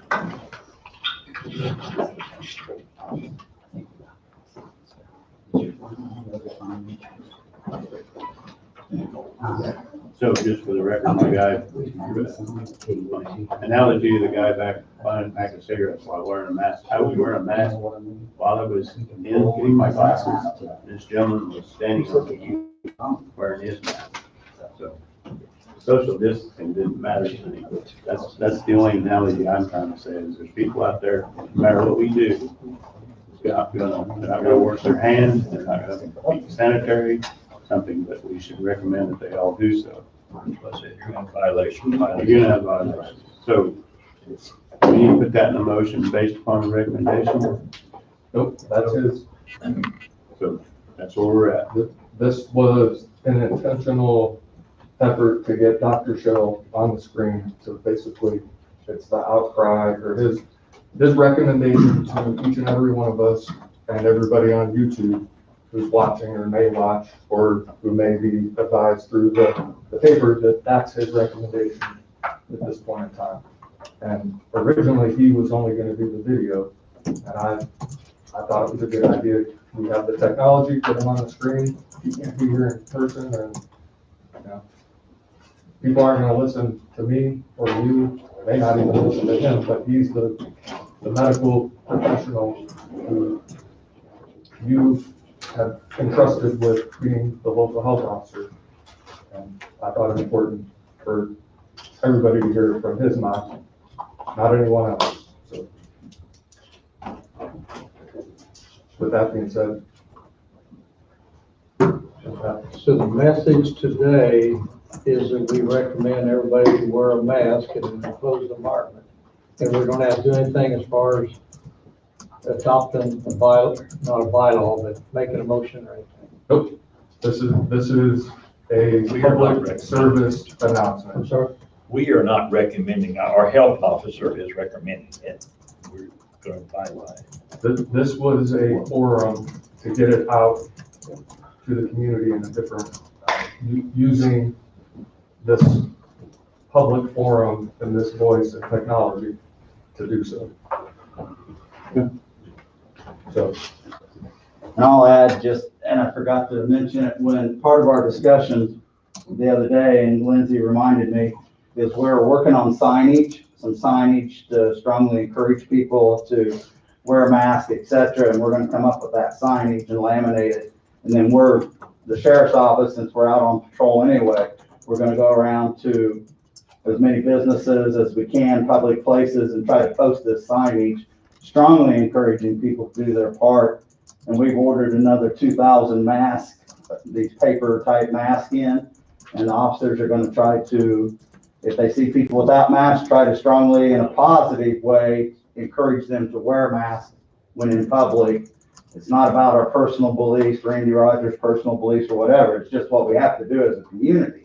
And so hopefully we'll be able to get these paper masks out, and maybe it'll make a difference. We'll try to do it in a positive way. If you've been out of Coffee County to other communities, you'll see that this is in place already. Yes. I just came back from Branson, went over there for a short getaway. Being from Kansas, Coffee County, and not wearing a mask very often, I was the odd duck out over there. it's a mandatory thing there by city ordinance, and if you don't wear masks, the businesses can be fined and individuals, and so, but the businesses is a positive thing, they had masks there, so tourists, people visiting, if they didn't have a mask, they offered them a mask to wear, and so, and I didn't think anything about it, everywhere we went, you just wore masks, so it's habit, I think. So, anyway, we're gonna have that signage done today and start working on getting it out, so, forgot that, I'm glad Lindsay reminded me. So I know some probably get noticed better soon, but just to cap on what Dr. Shell said. Wearing masks, I know, is one of the things that appears to be controversial, whether, and as Dr. Shell said, you can't make me wear a mask, and that's true. But right now it's a recommendation, and it's a recommendation that each of us do our part to help mitigate the spread of this infectious disease. I'm not excited about wearing masks. I don't like wearing masks at all. And if you didn't know, from day one, the Kansas Supreme Court issued an order that in the courtroom, you're required to wear a mask. You can't go in the courtroom. You can't go into the district court if you don't have a mask on. So that's been in place. And any hearing that's taken place in the Coffee County District Court or any other court in the state, that you're required to wear a mask. And before you can go into the courtroom, you have to answer the COVID questions to determine whether you're even eligible to go into the court. So I've had to deal with the masks. I've had to go through evidentiary hearings where I question witnesses and have a mask on. They have to have a mask on. Everybody else in the courtroom has to have a mask on. It's a pain. I get it. I don't like it. But what I would encourage everybody to do at this point is to buy in, because now here we are. Here's the recommendation from Dr. Shell, who's the local health officer. And guess where people come in and they consider the central point in Coffee County as leaders of this community. They walk into this courthouse, and if people in this courthouse aren't wearing masks as they're roaming around, then why should they? So I would encourage each and every department head, elected official, everybody who's involved, if they're going to be in the Coffee County Courthouse or anywhere else in the county, to wear a mask. I've talked to the ladies in my office, and I said it's not exciting, but I would encourage you to wear a mask, because I want to practice what I preach. So I'm wearing a mask, because if I'm gonna follow the recommendation of Dr. Shell, so we don't get to the point where there's an order in place, I'm going to do my part. Does that mean that it's going to answer all the questions? I don't know. I don't know if it will solve the issue and there ends up being a shutdown later on down the road. I don't know that, but that's his recommendation. It would be like Dr. Shell coming in to the courtroom and telling me how to prosecute a case. If that's what his recommendation is, and he has the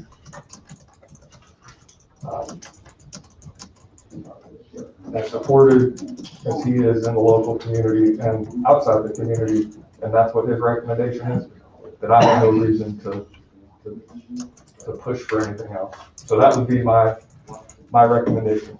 And as a starting point, here's some math. Whether you want to go that route or not, you got to start somewhere. So my question would be, if we're requiring that, I'm not requiring, but we're recommending this highly. Correct. Are we going to have some masks available for the people here? We have people standing here now who don't have masks and don't know if they have them in their pockets or not. Are we also, if people walk into the courthouse and we're recommending they have a mask, are we going to have some available for them to put on? That would be my next suggestion, is for people who come into the courthouse, that there be masks readily available.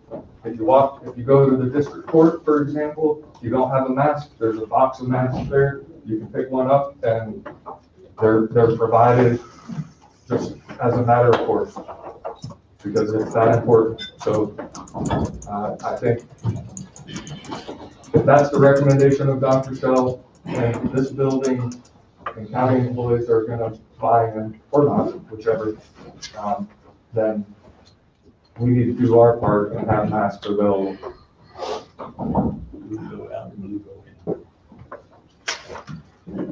Trevor?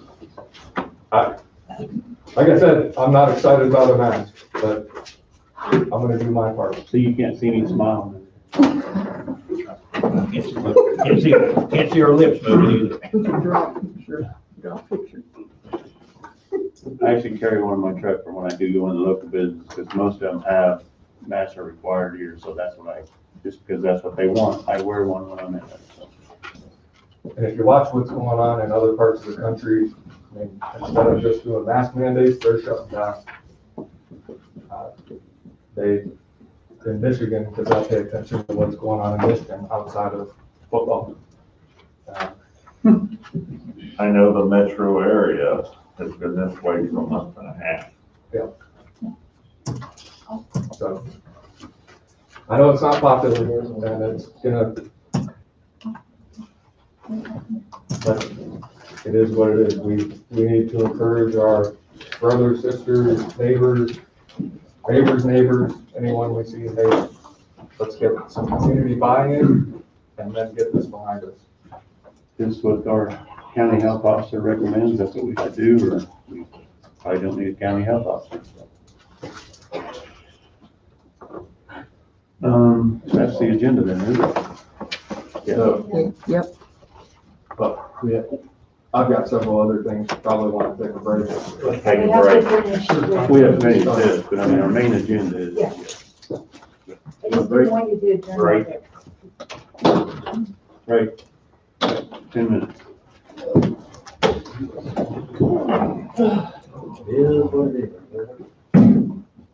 We about the sign, just trying to figure out a way to do it. To point across that it's been strongly recommended to avoid requiring it. So please do your part. Well, Donna, I was told I look better with a mask on. That's what people say with me, the more you can cover up, the more you cover up that ugliness, is what they tell me.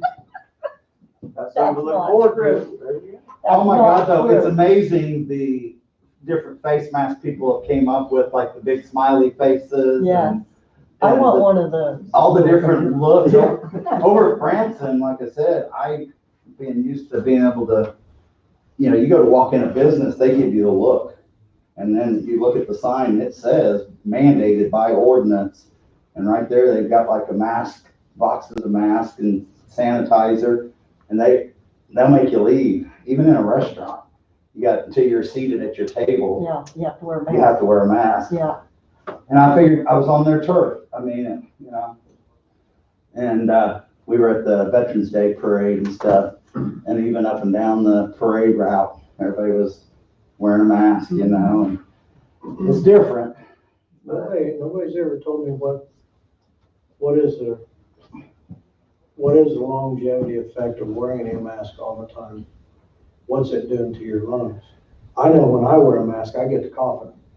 I'll get to coughing like crazy. My lips get really dry. And what's this doing to our kids that are in school I know. for X amount of hours a day, breathing in their own carbon monoxide? What's the longevity of their lungs going to cost? I mean, what's it going to cost? Nobody's ever said that. That's why I'm kind of against it, because I tell you, I put a mask on and I start moving around, I get to coughing, I got to take it off. I know some of the schools that like Caitlin teaches over at Iowa, they've got the desk spread out, so when the children sit down, they can take their mask off.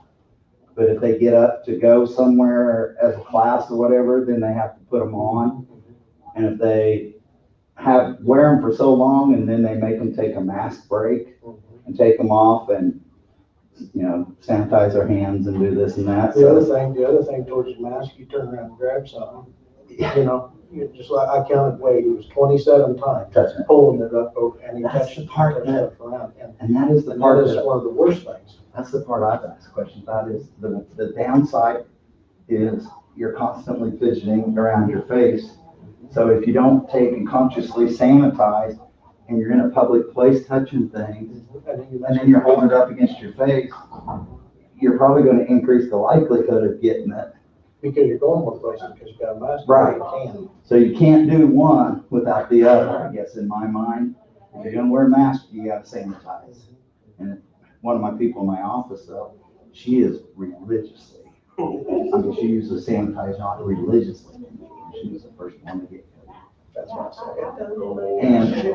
And she's the one that's conscientious about it. I mean, she, Well, what about that deal over Missouri, they did, or someplace they did, you know, they had like 5 times the amount of numbers of COVID for this area because they had a mask, when they had the mask on. Because people were touching. they're constantly fidgeting. Touching their mask. Yeah, and that's the downside. But, you know, my deal, like I told Dr. Shell the other day, is, you know, I have my personal beliefs, but I'll do what I have confidence in him is. He's so easygoing normally that if he says our hospitals are in trouble is the reason, then tell me what I'm required to do and I'll do it. Whether I like it or not, you know, I'm gonna do it because it's the law. I wonder if we can Skype these commissioner meetings so I don't have to wear a mask on. Well, you can actually. I can YouTube for that. You can YouTube it because like in the morning, sometimes if I'm out doing something, I take my phone and I'll YouTube it, and I have hearing aids. Well, my hearing aids are Bluetooth to my cell phone, so I can hear it through my hearing aids. So I can drive down the road listening to it, you know, and stuff. And so, well, A little tough. You take it off while nobody's around you. you see what happened to my daughter over Yes, Friday? she got there and watching. I don't know how she But did. it'd be surprised how That's many semis. people lost. And it's her fault. Yeah, They slowed there's oh, two of yeah. them. They slowed Just down. I'll leave it on my turning the ear. Driveway, and so one of them stopped. The next time when I get out of the truck, I'll put it back on. Covered in dust. And then they'll be And the flying sun was in off. her eyes. And by the time she realized he was stopped, it was too late. She swerved and her front wheel, driver's wheel, hit the back set of duals on the trailer and it popped her up. Well, it's an end-up trailer though, and has these wings on it to hold, probably, I guess, hold the grain in. But it We're done with served the like a agenda, Fred, can. but it sounds like And it's just, Wade is not. that's, the fire department didn't open that Did roof. we ever hear about Yeah. bidding on for? I told her, I said, you don't even know how lucky you are, girl. Who's the carrier? Bluey, harvesting. We need to bring it up. Yeah, God was looking after her. Huge. I tell you what, that, I just It saw ripped her something seat no off. one asked about. it took that horse and everything, Fred? it just ripped it out. Professional Lucky services. that didn't even cut her What was, down. since I missed last week, I was asking, what was the answer on? It did, it tore loose from the door post and it flopped out. But luckily, You decide we're gonna do it.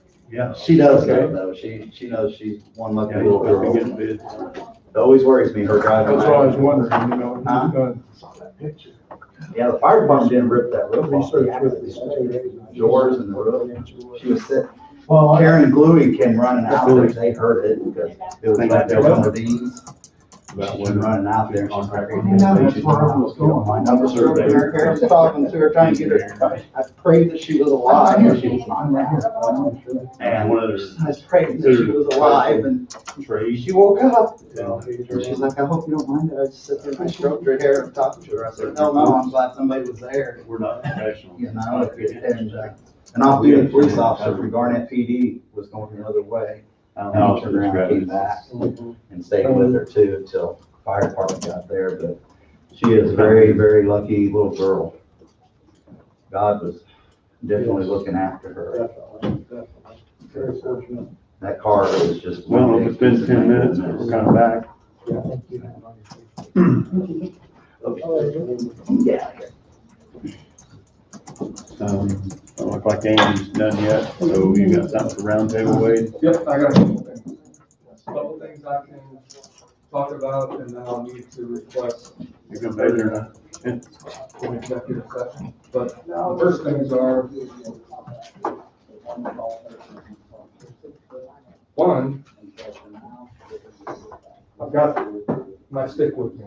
And the main reason I have my stick with me is this is the stick that I put the measurements on in reference to the fence viewing.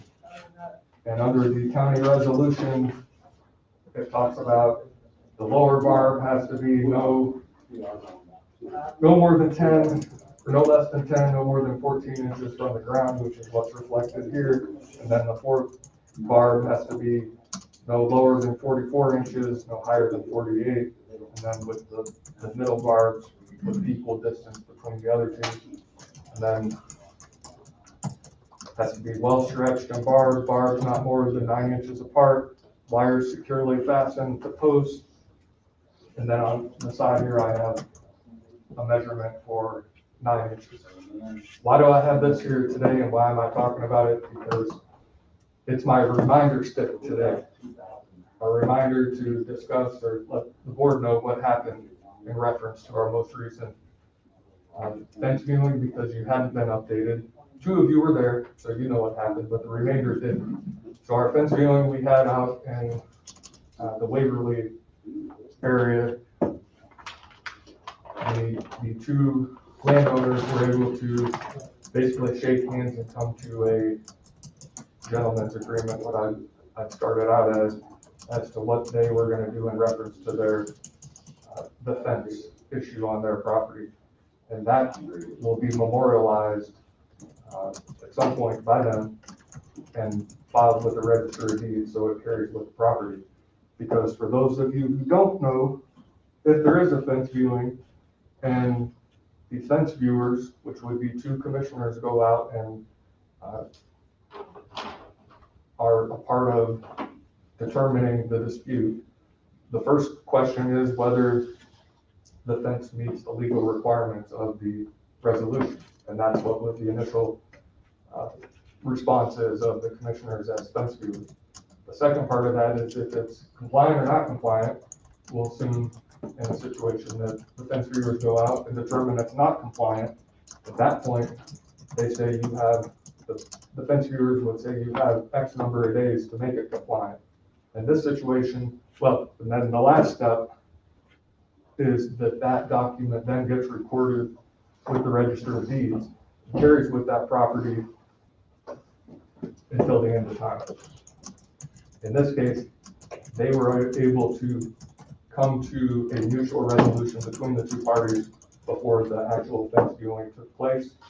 And for those reasons, there's not anything that the board needs to do officially, no document that's going to be filed to memorialize and carry with the property as it relates to the fence viewing responsibilities. That is going to be up to the individual landowners. And if they have an issue and whatever they agree to doesn't take place, then they always have the option to make another formal request to the board and request a new fence viewing. So, and it was Tom and Don who went out as the fence viewers for the commission. Does that accurately represent what you remember occurring? Yes. If the time frame, as I understood, is 90 days, and I know I've got it marked down on my calendar for January the 10th.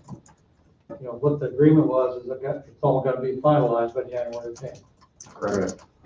And if there's an issue and if it doesn't take place as presented, then the property owner can request a new fence viewing and we'll go from there. So that's the update. Any questions? That's sort of a quick and fast summary of the fence viewing and my prop, because I'm a visual person. So I know in the past I'm told prior county councilors went out with the ruler and used the ruler.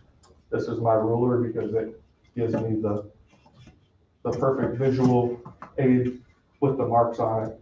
And I can set it up to the fence if needed. And then it can tell me whether the lowest wire is where it should be, whether the fourth wire is where it should be. Those are the minimum requirements under county resolution. which is different than what state statute says. It's actually more restrictive or requires more. Questions? You know, the only question that it doesn't clarify, 90% of our fences are put up with 5 barbed wire. And I would assume that bottom wire still needs to be at that 10 to 14. Correct. And I'd assume the 5th wire probably needs to be at the same height, and then you distribute 3 out, which would be a little different spaces. I'd say that 5th wire probably is gonna be within that same height as that 4th wire, based on what the statute says. And until it's an issue, it's not an issue. Yeah, If somebody wants to make a request for a fence viewing and they say that there's an issue, then the fence viewers get to come out and make a determination. Until that time, it's not an issue. Which is why it's encouraged that landowners work with each other to resolve those particular issues. And since I've been a commissioner, this is the first time it's ever been settled without the commission making a ruling. There's been another time. Has there? Yeah, I've been in on 2. Okay. They were well settled. Good. And I think that's what you want to encourage if at all possible.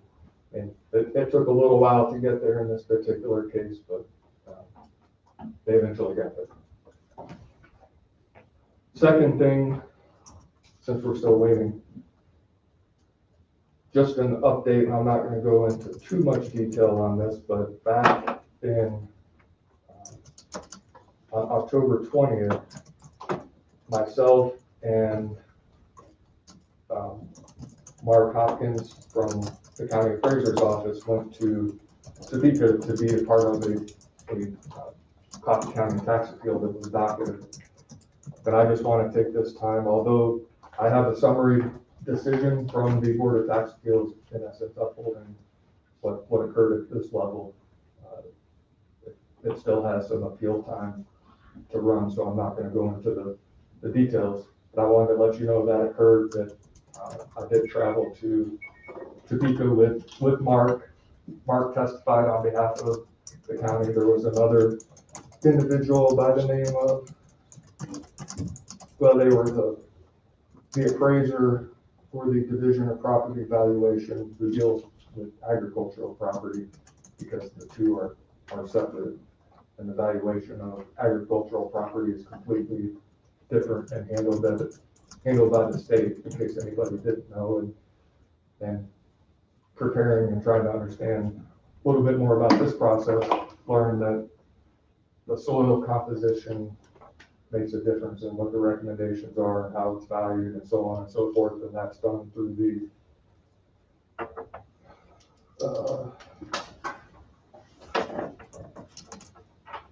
I'll make sure I get it right.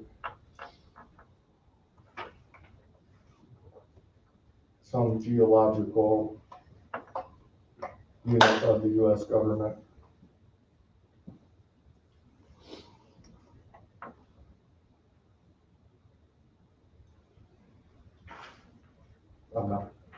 It's something that was done a long time ago. Here it is. The United States Department of Agriculture Soil Conservation Services. Say that 10 times real fast.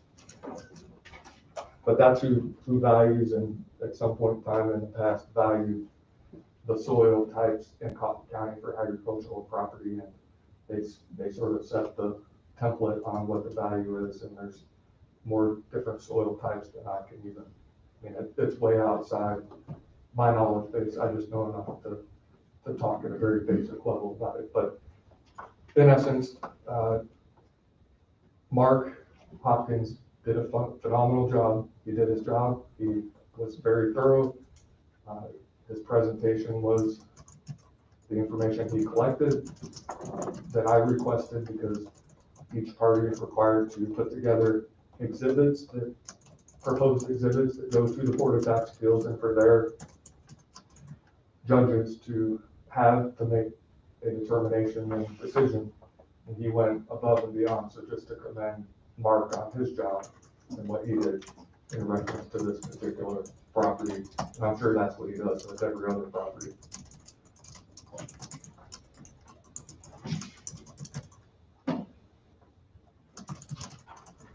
we're still waiting for. All right, so back after request last week are a couple quotes. Focusing on effective leadership without focusing on a willingness to follow is like studying clapping by studying only the left hand. And that's by Jonathan Haidt.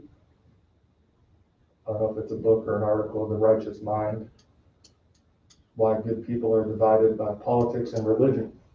Second quote, there are seasons in every country when noise and impudence pass current for work. And in popular commotions especially, the clamors of interested and factious men are often mistaken for patriotism. And that was Alexander Hamilton. And the last quote, America was not built on fear. America was built on courage, on imagination, and an unbeatable determination to do the job at hand. And that was Harry. That's true.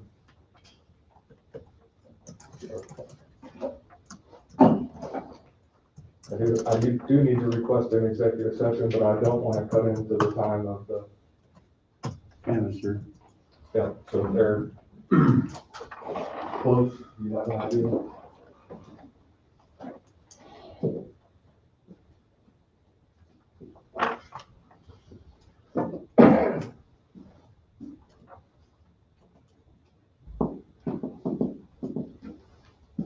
So while we're waiting on that answer, today was the day that I was going to bring forward proposed policy wording changes for the on-call policy as well as the vacation policy. However, I'm going to bring that to you next week. And the reason why is I've been in contact with Lisa from the consultant from McGrath, and she had become aware of what was going on with that. She has an additional recommendation that I need to look into that may change what section and how it's worded in reference to, instead of putting it within the vacation part, within the vacation policy, potentially putting it within a section under emergency management, so that whenever there's an emergency going on or a disaster declaration like we have ongoing at present time, that the board has the ability under the policy manual to make decisions related to that ongoing emergency, which is a different way of looking at what was originally brought forward. It's the same result, just a different way, and it would change, it would have a modification to a different section of the policy manual. So bear with me, because I want to make sure it gets right. It's right. I think the board's already agreed that excess vacation can carry over into the next year, be within the first 6 months, but it's how it gets captured in the policy manual that's important right now. So, What say you, Denise? It should be here when we get it. Long time.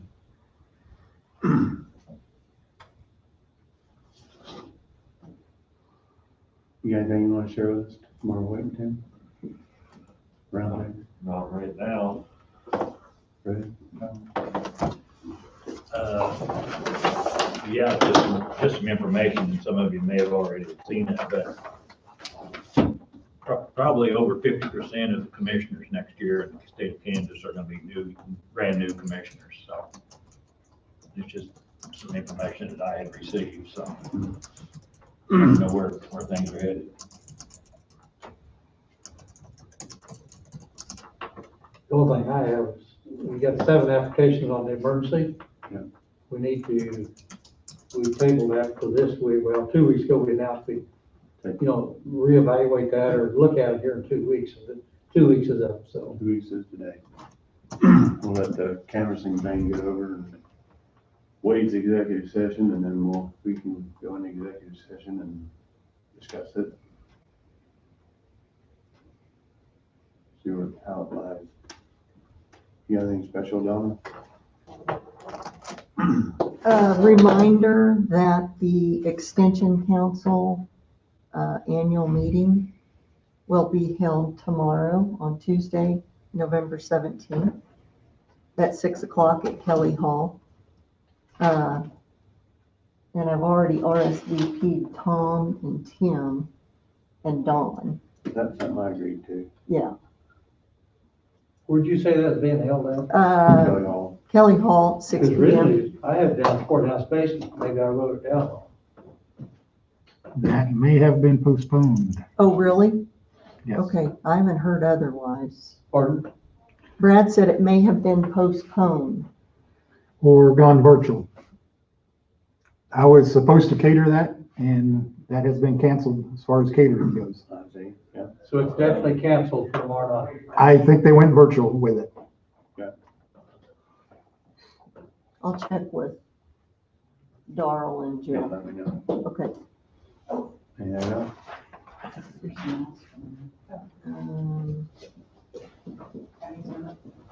No, Good.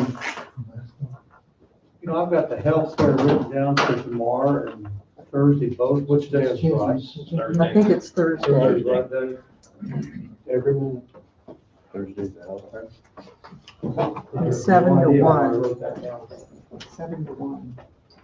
And I have one other thing. Checks and vouchers this month, I've had two different corresponding days. I'm not sure what day it is. Well, there was something about Karen's gotta be gone. What day was that? I'm So sorry. we were gonna do it on the 25th, right? 25th, but then I was told we were doing it on the 24th. So what day are we doing it? The 25th was the original. 25th's the original And then date. Karen's gotta be gone or something, so they're asking if we can do it 24th, is that correct? Whatever you see. You hear that being changed? I haven't heard that being changed. I haven't heard nothing different. It was just a request, it wasn't Oh, changed. we didn't know. I mean, I know she mentioned she was gonna be gone, but. Was that on the 25th? He's gonna be gone now. Yeah, she's gonna be gone. Well, He said, here. Karen's gonna be gone the 25th. But my we've question already is, sent out everything. can it be on the 24th? That's, I was told. I can make either day work. I don't know. What day of the week? I'll have a problem. Tuesday, Wednesday. I already took the 25th off, but We already sent out emails saying this is when we need invoices, this is when we need time sheets. When did you? So that I would have it for the 25th. I'm okay with it. I mean, I'm okay with it too. what day? I'll have to leave by noon. Be in Lawrence. Are we 24th or 25th? Hold on, we're talking. that's what they're deciding. 25th, but I've had it written down. That's what I thought it was. It was, Hey, Darrell. again, email wanting to know what to do. I didn't get the email. Now I remember who sent me the email. I get so many. No, it's the 14th. Fred, not here on the 24th. I mean, if you try to, if you wanted to go back to the 24th, we can try to do that. I'm fine with the 25th. That day won't work for me. It'll work the best on the 25th for me, and that's the day I took off. Yeah. I can't. So, well, it's up to you guys. What do you wanna do? Well, how does that work if Karen's not here to sign? You just wait till the next week? Well, I mean, Tanya can sign, couldn't you? well, I thought that that's what she's definitely gonna do, but I don't know. I mean, you'll have to ask Karen, I don't know. Okay. For the parents to give Tanya approval of her stamp. So, Tom, You'll need to ask Karen. I don't know. Darrell's here. Maybe probably I'll leave on 25th since that's. Awards banquet. Okay. But I need to be gone then. Was it you that sent me an email saying Karen was gonna be gone? Okay. Got 3 different emails. I get lost. So we're doing it Okay, on the so- 25th. Huh? We're doing it on the 25th. Well, unless you're gonna talk to Karen, I don't know. I just know I received an email saying Karen's gonna be on the 25th. Could we do it on the 24th? But if the 24th is not possible, then it's just not possible. That's fine. But Tim has the day off on the 25th. Well, then we have to see what Karen can do to, I don't know, I can't answer for her. Do you want me to see if she can come down? sure, but Sure. Okay. We'll get it straight from the horse's mouth, how's that? So we're gonna move to reconvene as Board of Canvassers to canvass the results of November 3rd, 2020 general election at 11:35. So move. Bob, John seconded, all in favor? Aye. Motion passes 5-0. Who moved? You moved? Bob, and then- Bob, then Don. At 11:35. The sheet that I passed out to you there has township races that are affected by a write-in vote. You can see nobody filed for the Avon Township Treasurer Trustee. We have a four-way tie with one vote each. Hampton Township Treasurer the same way. Leroy Treasurer and Trustee. Liberty, we have two people who got 2 votes. In Lincoln, we have for the Treasurer, 2 people who got 3 votes each. So we need to draw those. One of those people is Ida Wilson, who's also on the ballot for treasurer and is gonna win that. So we may be back no matter how that goes. And we know that Commissioner Johnson is on the ballot as trustee because he came on board too late to get him off the ballot. So we'll have to be back later to deal with that. But in the meantime, my understanding is that we just have to determine who won, and then if they can't take the office or don't take the office, then we'll deal with that as it comes. Okay. I do have for drawing, I don't know if you want Angie and I to do that, Tom, do you want to do this, do you want to have somebody else? I have names in here, for each race, is that all right? And I need to write down who wins, yes. This is Avon Township Treasurer, which is the first one on there. And I've printed the names a couple different times, you want to look at those and see, or separate them and throw them in here and then draw them back out. I just put all the names in there a couple times, so it'll be a little more random than just having them in there once. And you can shake those up and pick one out, or whatever you want to do. And this says John Rolfe. Can you circle that for me? John, if I can use your table here to dump out used slips. I'll come back and vacuum it up. And we have Avon Township Trustee is the next one. Same thing here where we've got. Can the treasurer and trustee be both? No, they'll have to pick. So can we take that one out? Oh, Rolfe? Well, no, because it'll be up to him to choose. If not both. He would have to choose and then we'd have the vacancy. It's a quirky, weird thing. He may have to reselect. Yeah, but there's not, if you win 2 things, my understanding is that you get to choose which one you want. And then we'd have to fill a vacancy in the other one. That one's stuck together. Let's just, I guess not. It's just a hard spot, so it might be, you wanna pick one of those out. Craig Nickel. That simplified that. Yep. Hampton Treasurer, we've got 5 people with 1 vote each there. Don't know if any of them actually want it. We'll find out, I guess. Well, sorry, I'm throwing stuff at you here.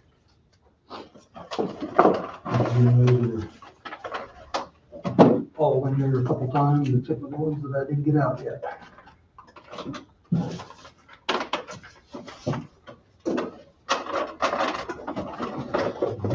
Shake up and Hampton. this is Hampton Treasurer. Treasurer. This says Melissa Hall. Oops, sorry, I'm whacking you. No problem. Are you ready for Leroy Treasurer? Sorry, I'm trying to do this fast as we can without getting frenetic about it. Maybe Houston and Leroy. Yes, They spell their names the same. yes. How do you Yeah. know which one is? We'll solve that problem if she gets picked. Yeah. We've had that problem in the past. So, yeah, and they spell it the same way and it's, don't know what to tell you on that. Cross your fingers. Okay. on those. And this says Greg Murray. But there's only one of him. And Leroy Township trustee. Pile of them.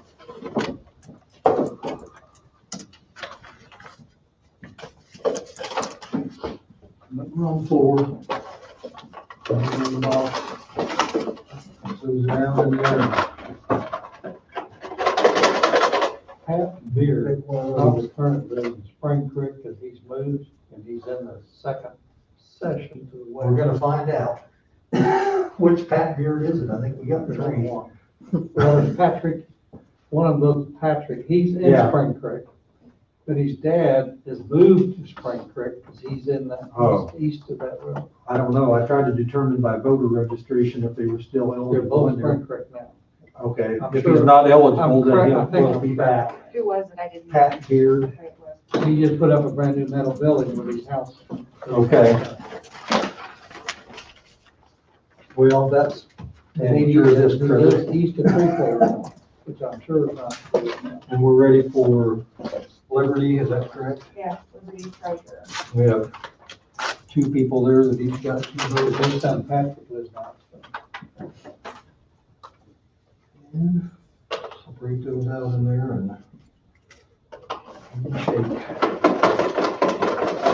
Whoops. I didn't want it.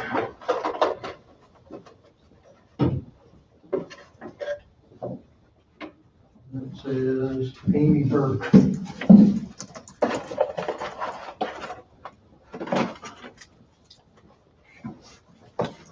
And that leaves us with our newly created one that will probably be back on, maybe, for Lincoln Township trustee. Like say Ida is already on the ballot for treasurer and been serving as treasurer. So this may be a little bit of an active utility, but we'll see what happens.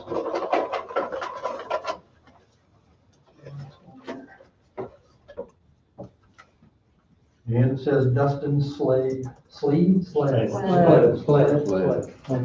Got out of that one, didn't you? No, we don't have to. Yeah, well, unless he says no. And I think that's all of our ties for the township things. You don't mind those streets. Okay.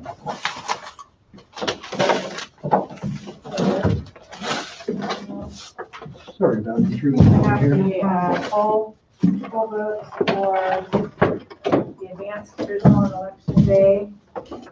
And these are like we signed earlier. We did advanced provisionals on one page that we were gonna count, and then the election day provisionals on the second page. So in total, it's 72, which if you go back to your motion, you'll see that we're gonna count 72. 71 of them went through the machine and one of them that wouldn't read it, said marks weren't dark enough. So that's a hand count here. Star Township. Who? Record. Possibly. I could only go by what These are the two the hands. voter registration and such said. Board If he's workers. not eligible, you won't be able One to serve, and ballot. they're kind of picky about township offices. We're not Got actually look at it.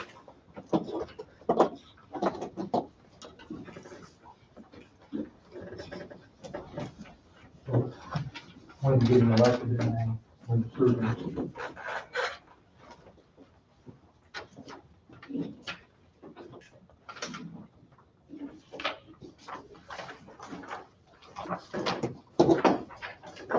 Then I don't know if you want to look at the reports here before you make the motion, or if you want to make the motion and then, as you can see, 72 provisionals were added in to the rest of the totals, but also if you have your balance sheet, you can go back and confirm what our numbers are there.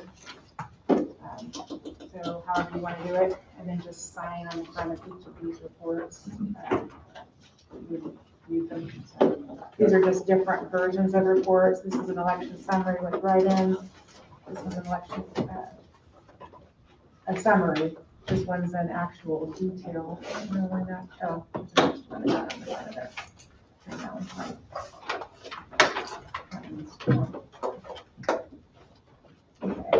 this one is election precinct summary with write-ins, and then just a precinct summary, and then election summary. So those are the 4 different types of reports that can be printed out of our election ware system. I don't know if you want to look at your balance sheet there, Don, you see the numbers or.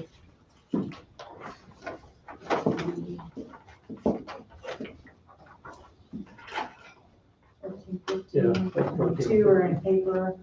That's our 4, and all the way down, so you can see this, all that actually balances out. The provisionals are out on the side at 72.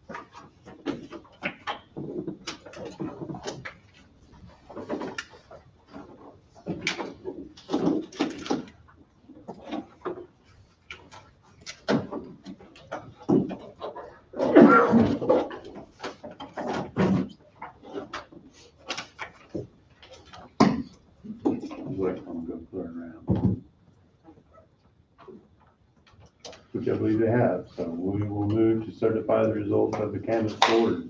Is that correct? Also move.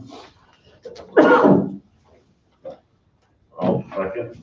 Tim will second it, all in favor? Aye. Aye, motion passes 5-0. Move to adjourn the canvas board at 11:47 and reconvene as board of Coffee County Commissioners. Bob moved, I'll second. All in favor? Aye. 5-0. Mr. Chairman, if I could say something on the way out, I know you guys passed a resolution thanking our election workers last week, and I wasn't going to do that. Those people did extraordinary work. They did. We should be very grateful to them for showing up. It was a bizarre year, and they did great work in the polling places and the counting boards. It was really quite a deal. I echo that for sure.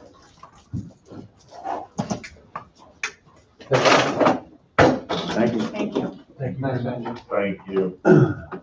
We have an executive session.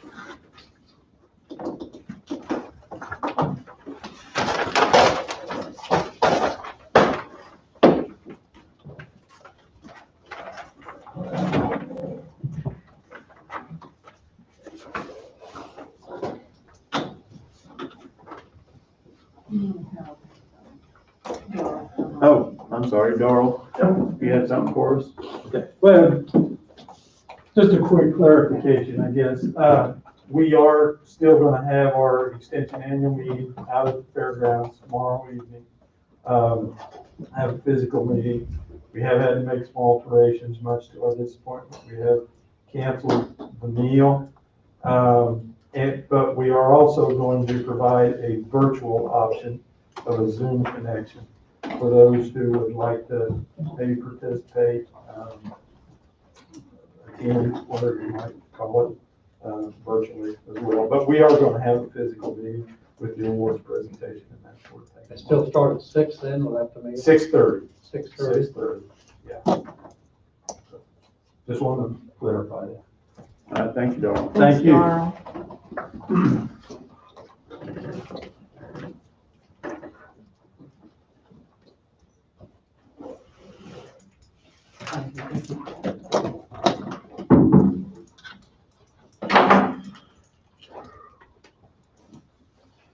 Did we get back with you? No?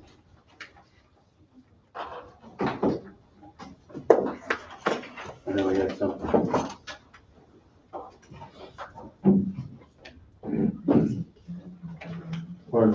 Basic care. There's wages coming in. Okay, cool.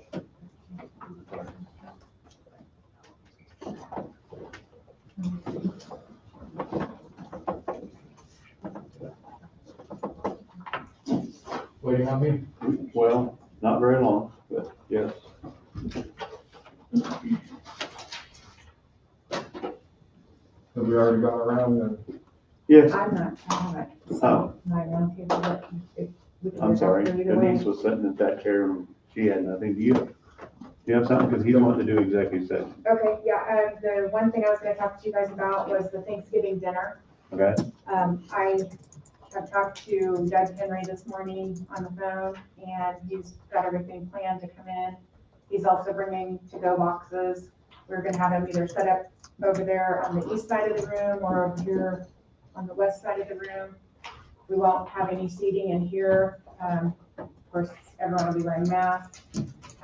We'll have a sanitation table or sanitary table set up where people can sanitize their hands and then come in, get their food, and then go back to their offices to eat or leave the building with to-go boxes And that's Friday, right? on Friday. Yeah, and it'll start at 11:30. So he's got everything ready to go, and so we are picking up. He's doing the meat, the beans, the turkey, ham and turkey, the beans, the potato dish, and then we were doing a salad, the dessert, and then bottled water.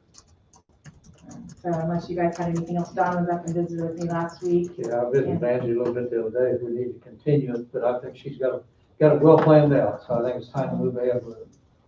One thing is, we will have to have masks available for probably a lot of road bridge won't have. And we've got that, so we should be able to handle that. They'll be serving. They're gonna be serving. We may have to find a couple people to serve the salad, or maybe one person. I don't know if he can maybe do the salad too, I don't know. But we can figure it out before Friday. Well,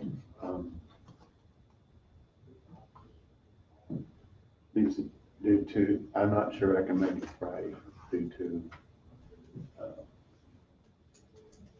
a death in the family, so just, if you don't see me, that would be why. Is there a way or a plan to not have everybody backed up in a line? Because that will sort of, maybe to have one floor at a time, or one department call a department, have a department come down, so we have it kind of staggered. On half the department. Yeah. Depending, road and bridge, maybe half come down, and then 6 social distance through the hallway. And We put tape on the floor to make sure everybody. yeah, we can do that. For large departments, smaller departments probably could send half down, 2 or 3 at a time, and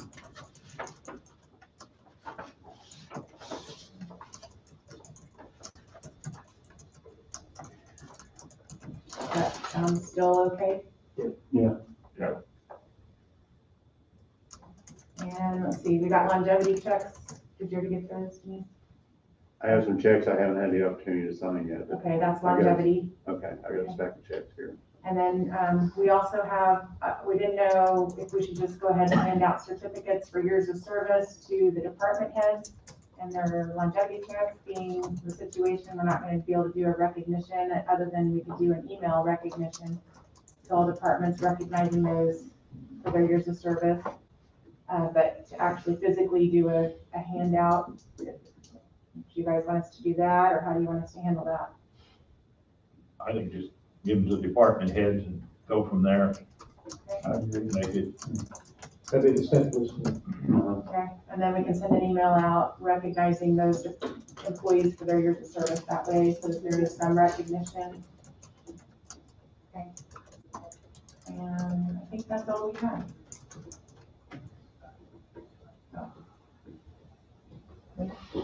I will stay and sign these checks when we're down here. And Tom, I know you brought up last week the COLA issue, or you just gonna wait until next week, or were you gonna bring it up this week?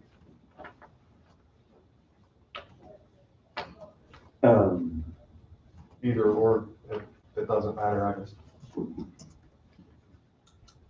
it hadn't really crossed my mind, I guess this woman, I know we spoke earlier, but, with the salary study and everything going on, I didn't see where that lied, I don't. Excuse me. There's a thought I had and I got not much feedback from the rest of the commission, but, you know, I think making it retro would be a pain, but, you know, if we could start, I don't know, would be first November, it'd be December now, so. so, yeah, I mean. It's been long enough that. If you're gonna do wait for something, this hourly study to be over with. if you're gonna do something, you probably need to consider doing something sooner rather than later, because you're getting ready to go into the next calendar year. And then if you look at, if I recall, the CPI back when that was considered was 2.5. And if you look at the most recent CPI, and if you look at the end of December, well, we're not to December, so what the current is, it may be 0.6. So if you forecast that out, I don't know, it may be under 1. And if the idea was to, and correct me if I'm wrong, to sort of reward the employees for this year and what's gone on this year. If you wait, then we might end up with a different CPI, which you can, it's your arena to make that determination.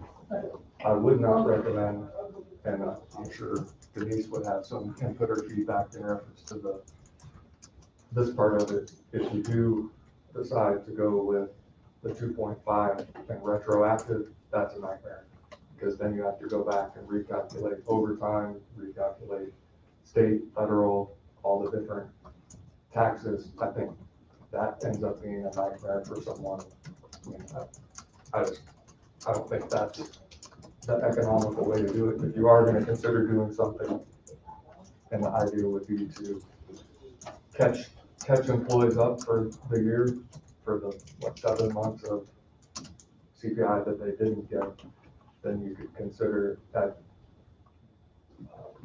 at the time it was 2.5. So to make up for it, either the CPI or the cost of living of 3.5, whatever, and then you review it again in April, and it may end up just being the 1, or you take that into consideration. I don't know, but I only mention that because I don't want to see a recommendation where it goes retroactive. Retroactive would be a nightmare for payroll, in my opinion. I've talked to some employees and the ones I've talked to, vast majority says, let it go for this year. It's not the first time that we haven't given one, let it go. And the point to start out with was not to punish the employees or anything else. It was to benefit these taxpayers. And we're still in the same boat with the taxpayers that we were then. So that's just my thinking on it is, all we did was postpone it, kind of like Lindsay say, flatten the curve instead of getting over it and moving on. I'm with getting over it and move on. The last time we did it, the following year, if things were looking good, I think we had went back and gave a little bit more. And that's something to look at, but I'm not in favor of doing it this year. Sure. I only bring it up because I didn't want to see something go retroactive, and at least that was out there. It's out there for discussion, that's all I was wanting to do, so. Yeah. And next week, Lisa will be here. She's gonna have sent out to Donna at some point this week her report with recommendations and findings.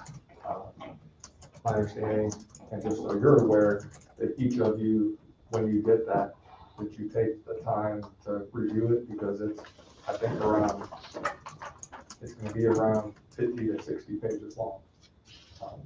So it's not something that you're just gonna be able to pull up and sit for 5 minutes and look at. There will be. Let's see, Donna, I'd like to have mine hard copy and I could pick it up Friday. So that's what I wanted to mention about that, and she's gonna have a pretty comprehensive, presentation. We need to have she's gonna wanna have a PowerPoint, my understanding is, to present, because she has some charts and graphs and different things like that that she's put together that, I think will maybe illustrate whatever point she's trying to make.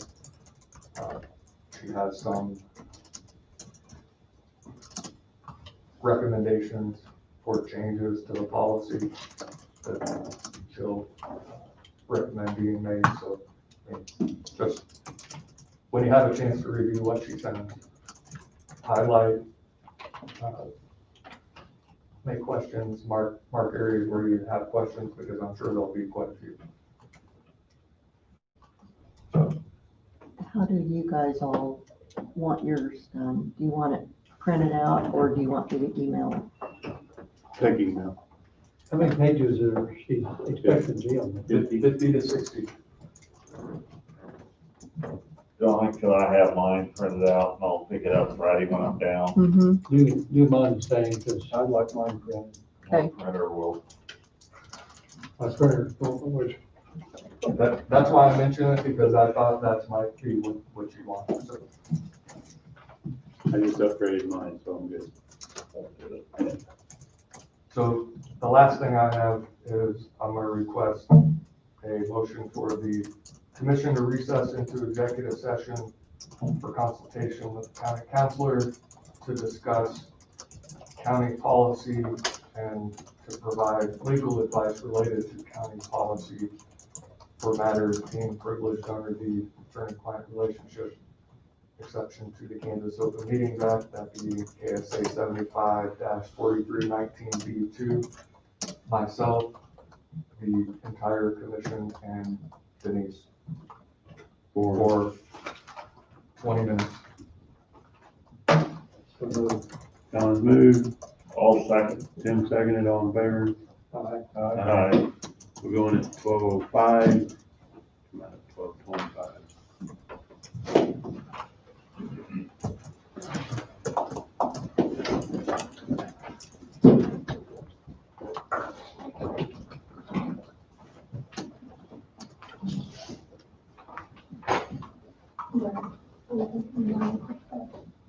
John, the new whistle will she lock that?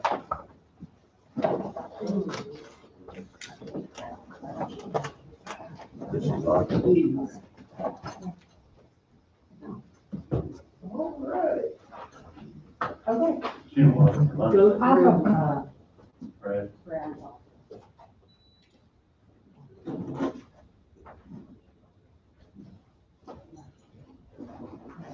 Upstairs, I'll be back.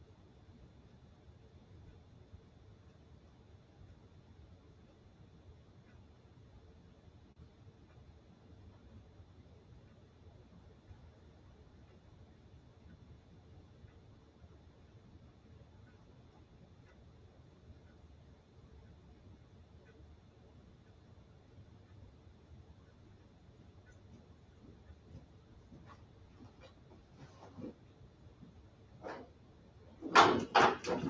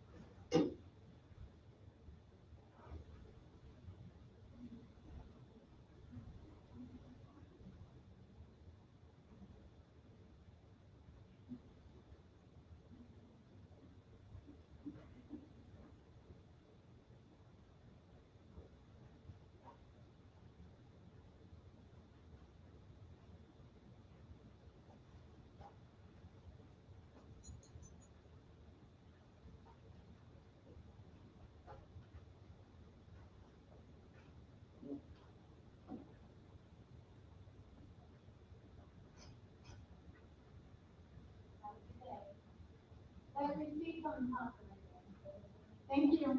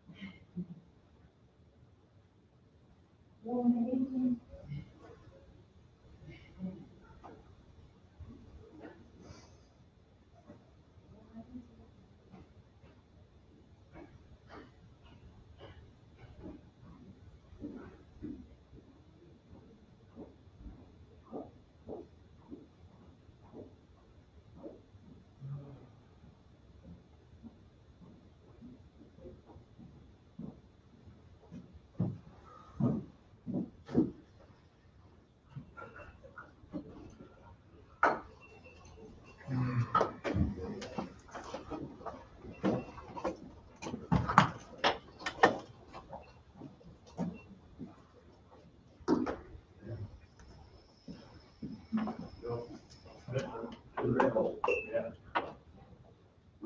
Well, that wasn't anything else. That's why I'm asking for the fucking like that. And I've been for a long time thinking, I'm sick. All right.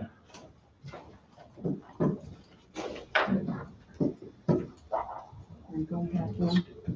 Where they'll have to, yeah, for a short on that. Emergency management.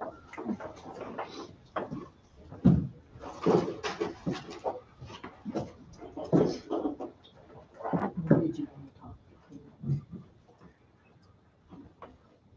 to Shoot, I forgot. him? You want to do that? Was she earlier? Yeah, didn't she? Okay. We just need some clarification. Is there a way she can, she could be on the 25th and we're doing it anyway. Is there a way she can? Somebody can stamp it or something? Is that an issue if she does it when she gets back? Sign her part of the check? I'm sorry, I didn't hear that. Is there an issue with Karen signing? I don't know when she, I don't know what you're saying. It's about the checks and vouchers. Well, when's she getting back? Isn't it like on the first or something, or?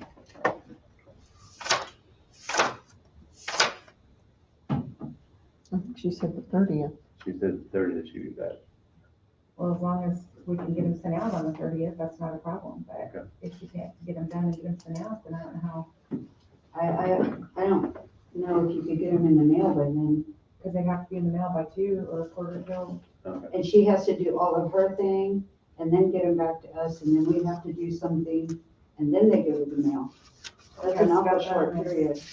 Again, I've never been, in this situation. I mean, I know that you've taken my stamp and stamped my name. Can she give somebody permission to do this? Oh, I would think so, but. She has a deputy, that's what I would suggest. Want you to do, approach that for us, will you? Okay.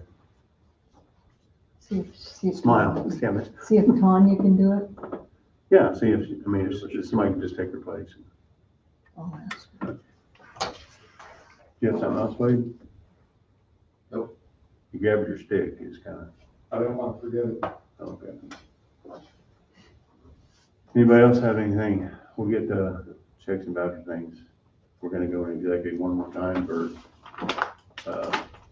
discussion of emergency management position. Do I gotta have a number or anything, or can I just say request executive session, discuss applications for emergency management position? Is that pretty much it? Yeah, I think that should be. The commission for 30 minutes? All we're doing is selecting the ones to be looking at. Yeah, I don't know. How much I'd time probably is it? try, I'd think 15 minutes ought to do it, but that's entirely. Let's go 20 minutes and we'll split it. I need a motion. Also move, or go ahead, Tim. I'll make the motion. Tim moved, John second. All in favor, say aye. Aye. We're going to 12:30. Yeah, 1 minute. 50. Yeah, just see if she can have some. I tell you, oh, she said no. No.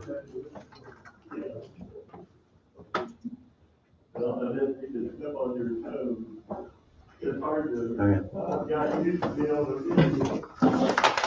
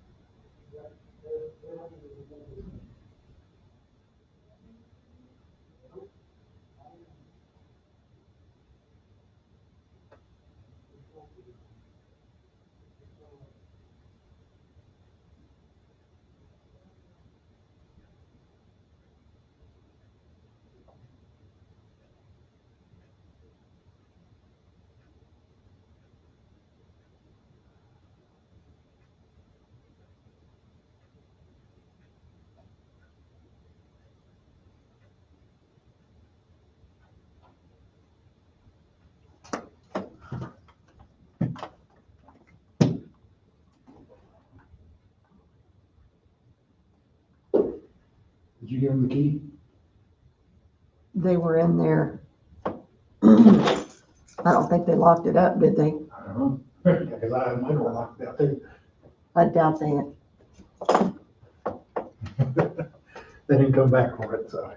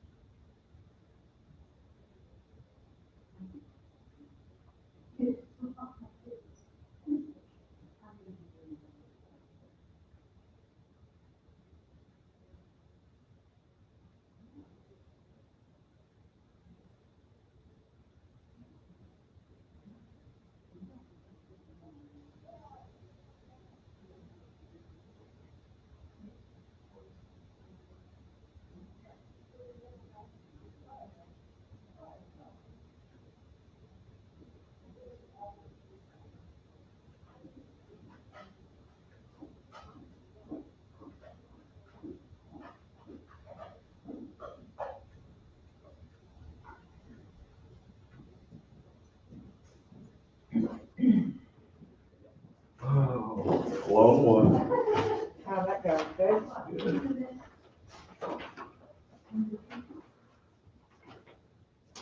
Everything signed where it need to be. I was just sorting out there.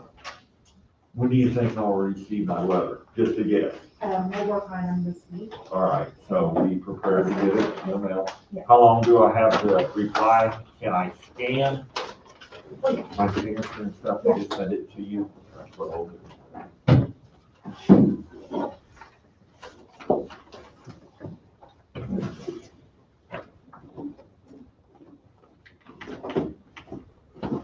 Okay, everybody's back.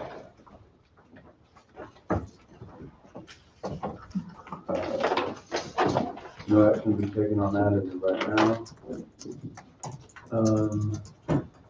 Back to the checks and vouchers day.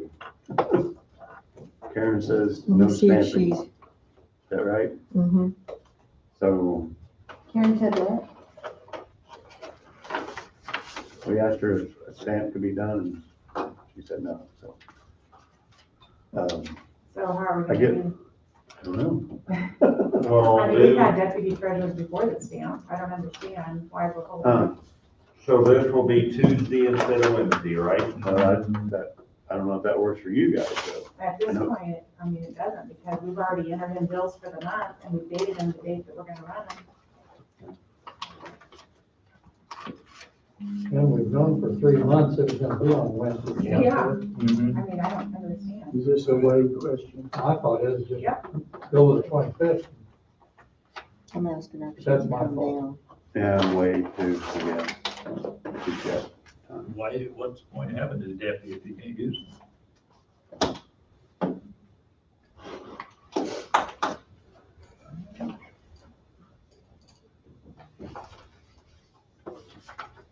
You guys made a motion to pass the pay dates for employees, and if we can't give those checks out to employees, I mean, are we gonna change the policy, or what are we gonna do?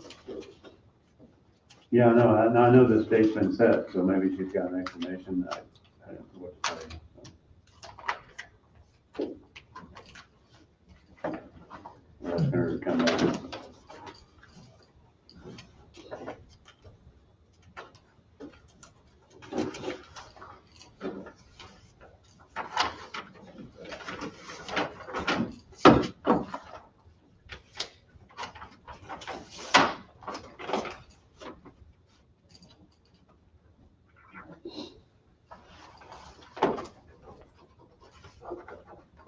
Wait, something's going on.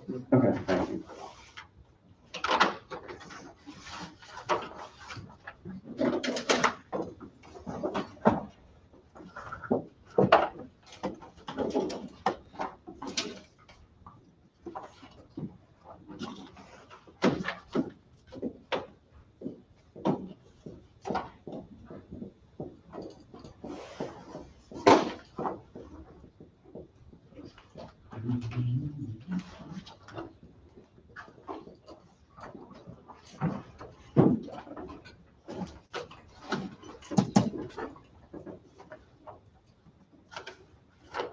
Karen. Hey, Karen. Don't wanna wait till late's here.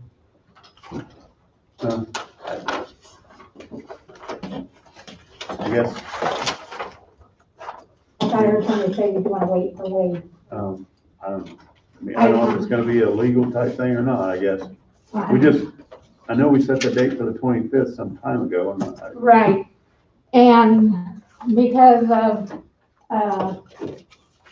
I had to delay some time off because I'm still waiting on taxes. I had sent Angie a notice back on October the 22nd and just told her an FYI that I was going to take the 25th off, which is before the longer weekend, and that I would not be able to sign the checks until November 30th. And like I said, I did it a month in advance, thinking that if that was going to be a problem, then they would give you guys plenty of time to discuss it and change that if necessary. But, and I've heard you guys discussing whether Tanya can use my stamp. My choice is I use that for emergency purposes only.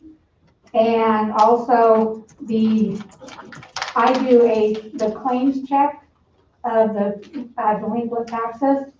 I check delinquent taxes against the listing of checks every single month. And by that, I would have to have the claims listing 2 days, because it says I have 2 days after receiving the claims list. I don't normally need that long, but if the claims list is there, then that's something that I can work on later on in the weekend when I'm back, when I don't have my family. So I can be ready to stamp checks on Monday morning, add them and stamp them.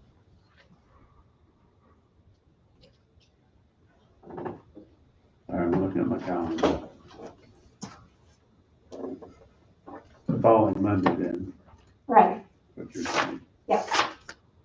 I guess guess Angie's issue is getting things put in the If mail. we can get them stuffed in envelopes and out in the mail, I mean, that'll work, but, you know, we also, like I said, you guys passed a motion earlier this year that paychecks would go out on certain dates of each month, and are you gonna retract that motion and make a new one, or if they don't, or what?